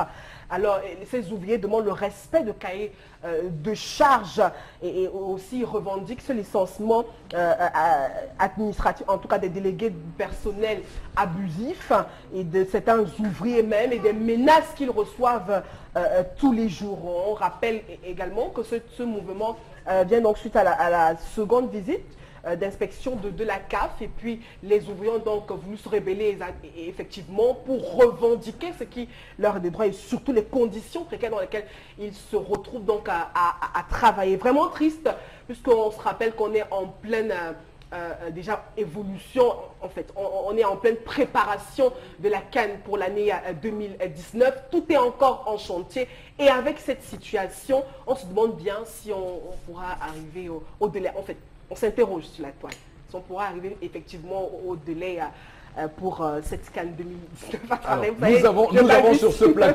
plateau, deux défenseurs farouches hein, Oui. de l'anti-CAN 2019. Cher Lamel Bachou, voilà l'une des raisons pour lesquelles vous êtes souvent dubitatif et sceptique face à la capacité du Cameroun à tenir ce rendez-vous 2019. Oui, vous-même vous voyez, ils ont adressé encore le courrier à la mauvaise personne. Très bien. Je ne veux pas trop rendre sur le Et ils auraient dû envoyer à qui, Cher Lamel? Celui à qui ils ont envoyé fait quoi depuis? Pour le cas des délégués du personnel de la communauté urbaine. Il a fait quoi pour ceux des anciennes sociétés de chantier naval? Il en a fait quoi? Je peux vous citer toutes ces plaintes de EDC, des employés de EDC qui ont manifesté, qui ont adressé des courriers. En fait, dans tous les cas, il est occupé pour le moment à représenter le Cameroun dans le cas de la crise anglophone avec le cardinal et tout ça, Maître Takbombala. Non, il n'a pas. Finalement, ça a été, finalement, ça a été annulé. Mais je rappelle que c'est quand même grave parce que on est à la veille de bientôt. On parlera du 1er mai. C'est la Journée internationale du travail. Et le thème cette année est assez parleur puisqu'on parle de dialogue social pour un travail décent au Cameroun. Pardon, pourquoi? Pardon. Et c'est le thème là. C'est un thème qui est au moins parlant, mais quand on voit ça, on Travail voit... décent. Oui, c'est ce qu'ils disent, dialogue social pour un travail décent. Bon, ils parlent également de progrès économique et tout ça, mais... Et quand les gars travaillent, il y a les problèmes comme ça, c'est pas bien, ça freine le chantier. C'est toujours dialogue social. Ça fait le chantier, ça fait que les gars, on ne travaille pas vite. Alors, Voilà. bon, Bengan, c'est pour dire que C'est énervant. pour ce coup, le dialogue social Il me souvient quand même à l'époque de Robin Kili, on l'appelait Monsieur Dialogue Social parce qu'il avait cette capacité-là, lorsqu'il y avait une petite crise, à débarquer et à faire en sorte que les employés en colère puissent retrouver quand même un peu de, même si c'était toujours un saupoudrage, mais on a l'impression que de plus en plus d'employés, d'ouvriers souffrent sans que personne ne s'en émeuve. Je pense qu'il faut que les Camerounais commencent à comprendre des choses de manière claire, à les voir en face. Ici, il s'agit du dialogue social avec les Turcs, pas avec les Camerounais. On s'en fout de vous. Il faut dire des choses comme elles sont. Les Camerounais, c'est par pitié qu'on les a pris là. Ils n'ont rien à voir. Donc, jusqu'aux manœuvres, la coopération turque a négocié jusqu'aux manœuvres et c'est le chef de l'État qui leur a donné cela. Et maintenant que les Camerounais pensent donc que l'émergence viendra par là, c'est leur problème. Parce qu'à un moment donné, quand même, il faudrait qu'on commence à s'énerver contre nos compatriotes. Oui. Oui, qui s'énervent. Après demain, ils vont vous dire, votez, c'est le seul qui va la peine, il n'y a même personne. Le dialogue social, c'est avec les Turcs. Ils sont dans les hôtels, est-ce qu'ils se plaignent? D'abord, il a fallu avoir des nationalités parce qu'un Turc était décédé. Ça ne nous concerne pas, c'est par pitié qu'on nous a pris. Là maintenant, et ça embarrasse même Grégoire Ona. Ça l'embarrasse parce qu'en fait, je vous dis, je vous ai pris par pitié et vous venez les conventions collectives. Papa, je ne peux pas aller en haut. Il dit à cette heure, si je ne peux même pas appeler le chef de l'État pour lui dire ou faire des propositions. Lui-même ne tient pas de conseil ministériel. Je vais faire comment? Ça ne nous concerne pas. Il faut que les Camerounais commencent à se battre, à se dire que nous devons faire un réaménagement présidentiel. Alors, je tiens à donner le thème exact de cette année, c'est dialogue social, facteur de promotion du travail décent et du progrès socio-économique du Cameroun. Voilà le thème exact de cette édition. Et après, vous voulez qu'on en parle? Et non, quand on va encore vous dire que là on est venu, vous accusez trop.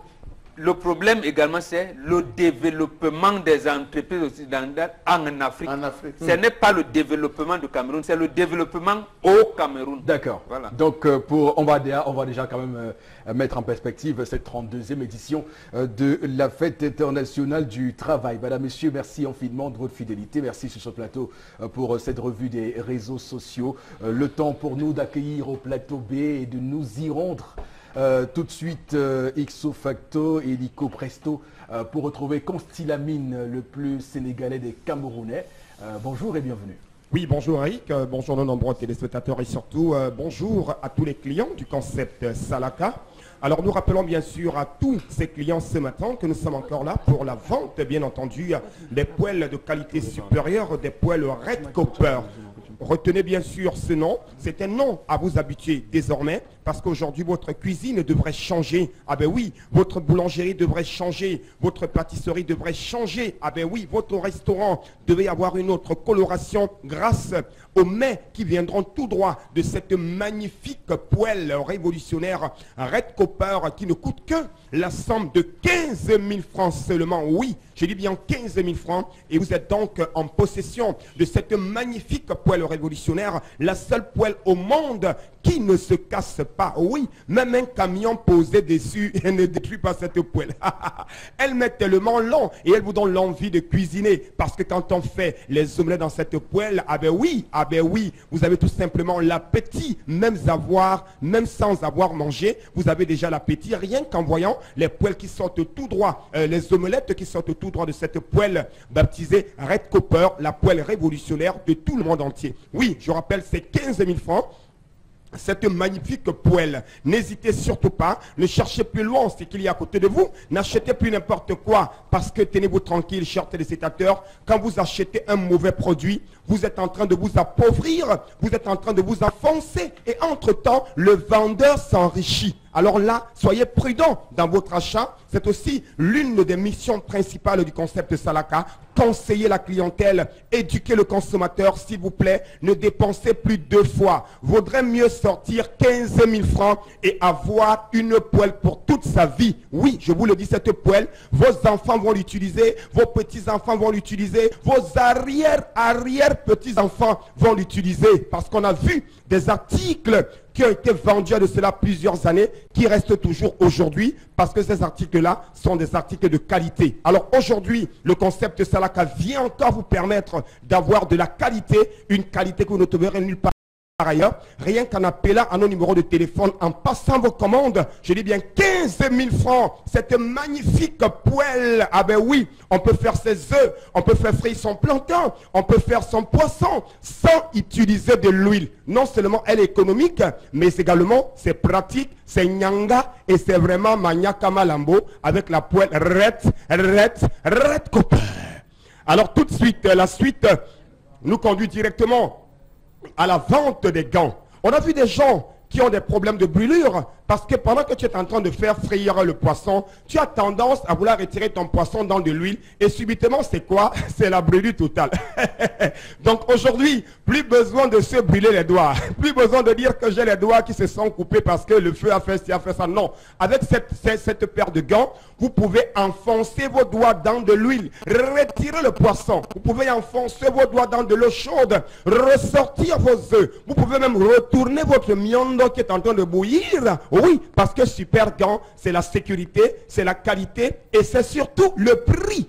Parce que je rappelle que ces gants coûtent aux États-Unis d'Amérique plusieurs dollars, mais le partenaire de Salaka, qui réside de ce côté-là, a décidé de venir au Cameroun vous permettre d'avoir cette paire de gants à 6 000 francs seulement. Oui, je dis bien 6 000 francs. Et ce n'est pas fini. Dès que vous appelez à l'instant, les premières personnes appelées auront l'occasion d'acheter cette poêle Red Copper et cette paire de super gants au prix unique de 18 500 francs et être livré partout où vous êtes. Vous appelez tout simplement, vous dites dans quelle ville vous résidez et nous vous communiquons les modalités de livraison et quelques jours après, quelques heures après, même quelques minutes après, vous recevez votre poêle à la maison et votre paire de super gants et bienvenue à la friture.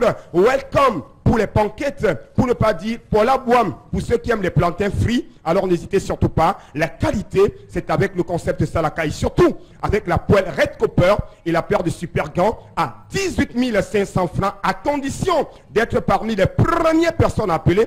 Je vous reviens dans un instant pour une autre vente. Le temps pour moi de vous demander de vous installer confortablement parce que tout à l'heure, nous allons faire un tournami commercial avec un autre partenaire du concept Salaka. Merci et à tout à l'heure. Merci beaucoup, Consti Lamine, pour ces produits que vous vendez sur ce plateau. Je peux vous garantir qu'ils sont nombreux qui vous apprécient et qui apprécient ce que vous faites. Madame, monsieur, on va prendre interpellation. On va tourner cette séquence avec Cédric Chouna et sa caméra.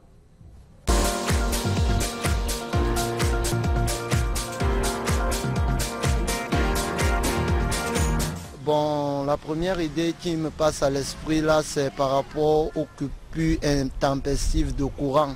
Il y a, pour nous qui vivons dans les quartiers comme Ngodi, des coupures exagérées de courant. Vraiment, ça nous gêne, nous les étudiants. Nous pouvons donc proposer à Eneo de régulariser ce problème pour que nous puissions évoluer. Ça nous aidera aussi pour le développement de notre beau pays. Merci.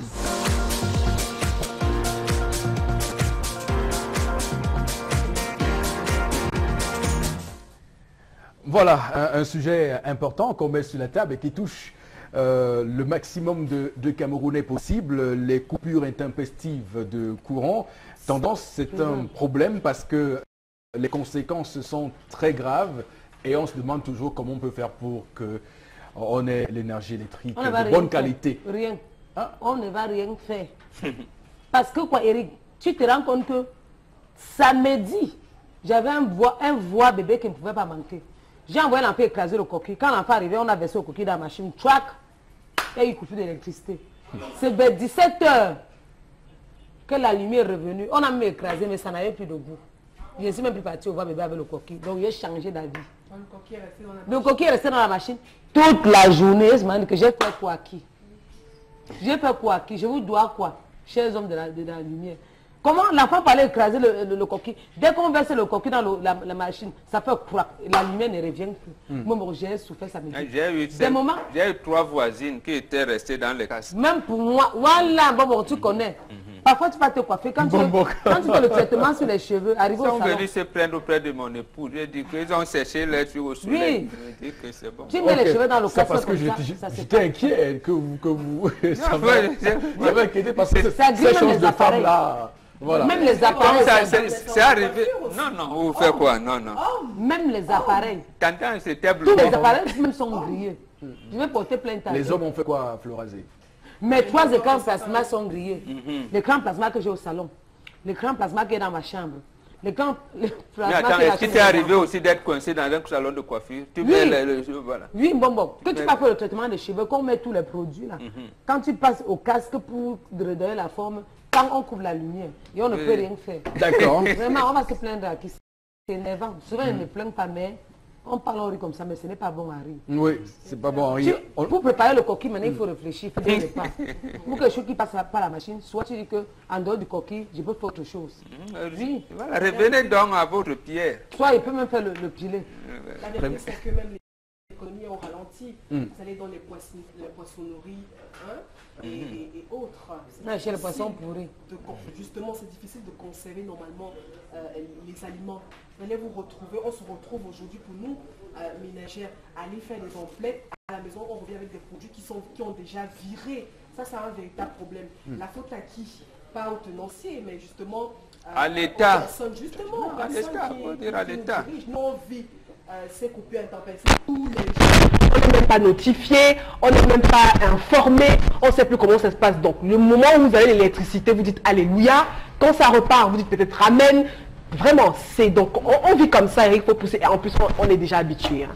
Charles Hamel, le déficit énergétique, on l'a suffisamment évoqué dans cette émission. On peut encore... Je salue juste le directeur de la Sonatrel, qui a 20 millions de francs par mois. Ça va? Quelqu'un a fait une lettre ouverte au régisseur de la prison de Kodengi en lui disant d'envoyer à Tanganakuna puiser l'eau. Quand on va couper. Voilà, c'est lui qui gérait l'énergie. L'eau et l'énergie au Cameroun, c'est lui qui gérait. Voilà, il était là. Maintenant, il va vivre ça, les coupures d'eau. Qu'on l'envoie puiser l'eau puits. Quand vous passez dans les quartiers de ces pontes, ne vous gênez pas à vous retrouver. Lorsqu'il y a coupure de courant, ils ont des générateurs bien alimentés qui peuvent alimenter tout un quartier. Ils ont des forages. Je connais un directeur qui, chez lui, il a installé un générateur de 16 kVA chez lui qui peut alimenter pratiquement tout un quartier. Oui, je dis 16. 16? Oh là là, sa maison, il est là-bas. Mais ça a causé un problème terrible. Je me rappelle, quand on privatise la Sonel, même le GICAM qui n'était pas préparé à des coupures, était obligé d'interpeller Mike Miller qui était à l'époque de AES Operation. Ils se sont mis, je parle des chefs d'entreprise, à acheter des groupes électrogènes alors que cela n'était pas dans leur plan d'exploitation. Et tout récemment d'ailleurs, le maire de Douala 1er, Elengue Malapa, a sorti cette note tout récemment là pour effectivement taper sous le doigt de ceux qui ont des générateurs à Douala 1er pour dire qu'ils font du désordre public. Des ordres de la voie publique. C'est ça qui l'empêche de terminer les travaux de l'hôtel de ville. Chaque fois que est-ce que c'est ça qui l'empêche de terminer les travaux de l'hôtel de ville et de ne pas justifier les excédents budgétaires? Tout à fait. Et donc, souvenez-vous qu'à l'époque, sur notre plateau, j'avais d'ailleurs dit que ce n'était pas une mesure pour vraiment combattre le désordre urbain. Monsieur Fopoussi, dans les poissonneries, chaque fois que le générateur est allumé, on ajoute plus 150, plus 250 sur le prix ou le poids du poisson. Donc il faut le savoir. Donc ça veut dire que les femmes qui se plaignent d'aller au marché, elles viennent trouver le kilo qui a subitement augmenté. Rassurez-vous, c'est le générateur. D'accord. Merci beaucoup à vous sur le plateau pour ce décryptage de l'interpellation de ce matin. On va prendre la suite de l'émission avec la Maison des Mèches. Bonjour, Consil Lamine une fois de plus. Oui, bonjour Eric, bonjour à tous nos téléspectateurs une fois de plus. Bienvenue au concept concept Salaka dans l'espace de vente de la radio et télévision Equinox. Alors je viens cette fois-ci avec une autre casquette. Oui, c'est pour interpeller les dames, c'est pour interpeller ces charmantes dames qui veulent de plus en plus être belles. Également interpeller les hommes qui veulent avoir un menton lisse comme le mien, ou alors comme celui d'Eric Fopossi, à travers des tondeuse de qualité supérieure. Et tout ceci, c'est à la maison des greffes chez Alice, du côté bien sûr du marché Mbopi, et à la FIAC au club Camtel à Bépanda. Et je rappelle que nous sommes exactement à 4 jours de la fin de la promotion. Vous avez aujourd'hui jeudi, vendredi, samedi et dimanche. Oui, vous aviez encore 4 jours, chers téléspectateurs, pour acheter des articles de qualité à des prix vraiment dérisoires, des greffes brésiliennes, des greffes indiennes, des accessoires de beauté. Et avant de parler de la vente, je vais d'abord passer la parole à la plus jeune DG du Cameroun, la ravissante Marianne, qui nous donnera quelques petits mots au niveau de la qualité des produits vendus par la maison des greffes. Marianne, jeune DG du Cameroun, les téléspectateurs qui écoutent, ils veulent avoir une idée claire sur la qualité de vos produits. Déjà, bonjour à tout le monde, bonjour au studio. Chers téléspectateurs, aujourd'hui, je suis là pour vous parler de la qualité de nos produits. Déjà, à la maison des greffes, nous avons toute une variété. Pardon, les brésiliennes, les malaisiennes, les indiennes, les péruviennes et bientôt les italiennes. Donc, déjà là, on a les métissées brésiliennes en 2 tons. Ça, sa spécialité, c'est que quand vous sentez beaucoup de bouffées de chaleur, c'est mieux de la mettre parce qu'elle reste au niveau du cou. Et c'est une matière vierge. Ce que nous avons chez nous, c'est uniquement cheveux. Cheveux. Comme là, ce que vous voyez là, c'est la péruvienne. Là, nous sommes en taille 24. Cheveux purs, cheveux péruviennes. Et en vous rapprochant de nous, vous allez avoir des meilleurs, je ne sais pas quoi dire déjà là, des conseils pour ça. Des meilleurs conseils pour ça. Et les meilleures greffes. Bon, nous avons ici les indiennes en 2 tons. Très, très appréciées par les jeunes filles. Pourquoi pas les mamans? Parce que j'en fais partie. Et là, les malaisiennes. Déjà 21 boules déjà pour une coiffure bien faite. Bon, ici, nous avons les tailles 6 pour compléter vos franges. Il y en a les coiffures qu'on fait un peu, ça tombe là. Oui, et là, nous avons les petites indiennes pour les coupes carrées. Les coupes carrées qui restent au niveau du cou. Donc très appréciées par nous. Et rapprochez-vous à la maison des greffes, vous aurez des meilleurs conseils, je disais tantôt, des meilleurs suivis. Et les produits aussi, produits Dex, produits à l'argan, faits à l'argan. Nous allons vous conseiller comment utiliser à partir du shampoing jusqu'à l'huile essentielle. Parce qu'il rend vos produits, vos cheveux assez soyeux comme le mien là. Ce que vous voyez là. Voilà, merci. Alors d'accord, c'était bien sûr la jeune DG Marion. Alors place à Constilamine parce que moi j'aime vendre. Ah ben oui, moi c'est le prix, hein. Elle a parlé de qualité. Moi je viens tout simplement gâter le coin en interpellant toutes les dames. Je commencerai directement par un lot bien sûr de 4 greffes, chères dames à la maison. Oui, ce lot de 4 greffes. Vous avez le choix entre plusieurs couleurs. Vous avez ce lot de 4 greffes. Taille combien, Marion? Taille 6. Taille 6 bien sûr, avec garantie 10 ans. Vous l'avez à 5000 francs, oui. Ce lot de 4 greffes à la maison, oui mon frère, à la maison des greffes du côté du marché Mbopi, face l'entrée principale à l'étage, 4 greffes à 5000 du côté bien sûr de la maison des greffes.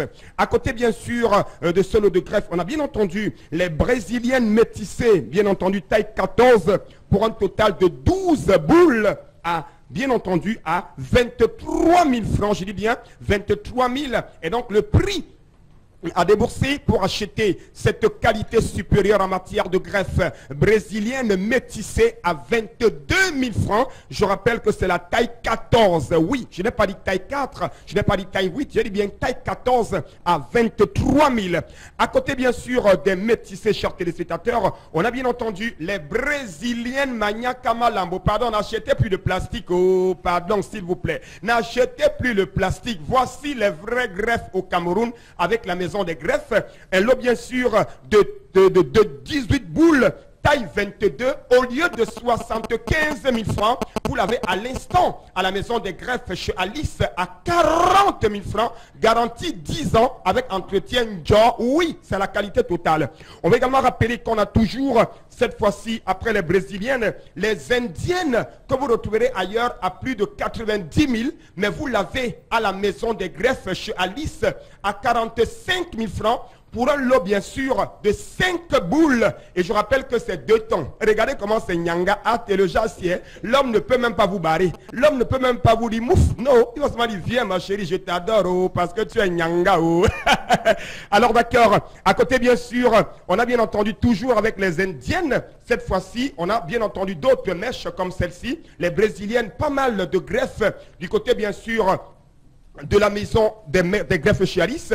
On a également la malaisienne, oui, une malaisienne taille 18 pour un lot de 21 boules. Vous l'avez à 30 000 francs. Je dis bien les malaisiennes taille 18 pour un lot de 21 boules. Vous l'avez bien entendu à 30 000 francs à la maison des greffes et nulle part ailleurs. Eric, un instant s'il vous plaît. Oui, on va donc clôturer rapidement oui, avec ce magnifique casque qui coûte 50 000 francs pour les salons de coiffure. Et dès que vous l'achetez, vous recevez pas mal d'accessoires, des tondeuses, beaucoup de l'eau qu'on vous donne. Nous allons conclure en 1 minute, Eric, s'il vous plaît, avec d'autres accessoires tels que les babyliss qui vont s'afficher à l'écran. Vous les avez à partir de 5 000 francs. Votre babyliss c'est de qualité supérieure à la maison des greffes. On a également, j'ai bien des babyliss à 5 000.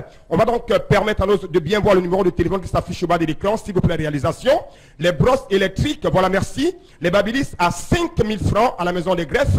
On va également rappeler qu'on a les séchoirs de qualité supérieure à 8 000 francs. Les tondeuses à 8 000. Les séchoirs de qualité supérieure. Donc, chers téléspectateurs, nous avions encore 4 jours seulement pour vous rendre à la maison des greffes chez Alice, qui est située à Douala au Cameroun, en face de la gendarmerie de Douala en Bopi, à l'entrée principale à l'étage. Ne vous trompez pas de boutique. Ne vous faites pas détourner par ces charlatans qui vont vous vendre le plastique ou vendre n'importe quoi. Merci. Voici la qualité et c'est chez Alice et nulle part ailleurs. Et tous ceux qui vont appeler et qui vont se rendre à la FIAC à Kamtel Bepanda, à l'instant où je suis en train de parler, auront l'occasion de recevoir encore des remises exceptionnelles.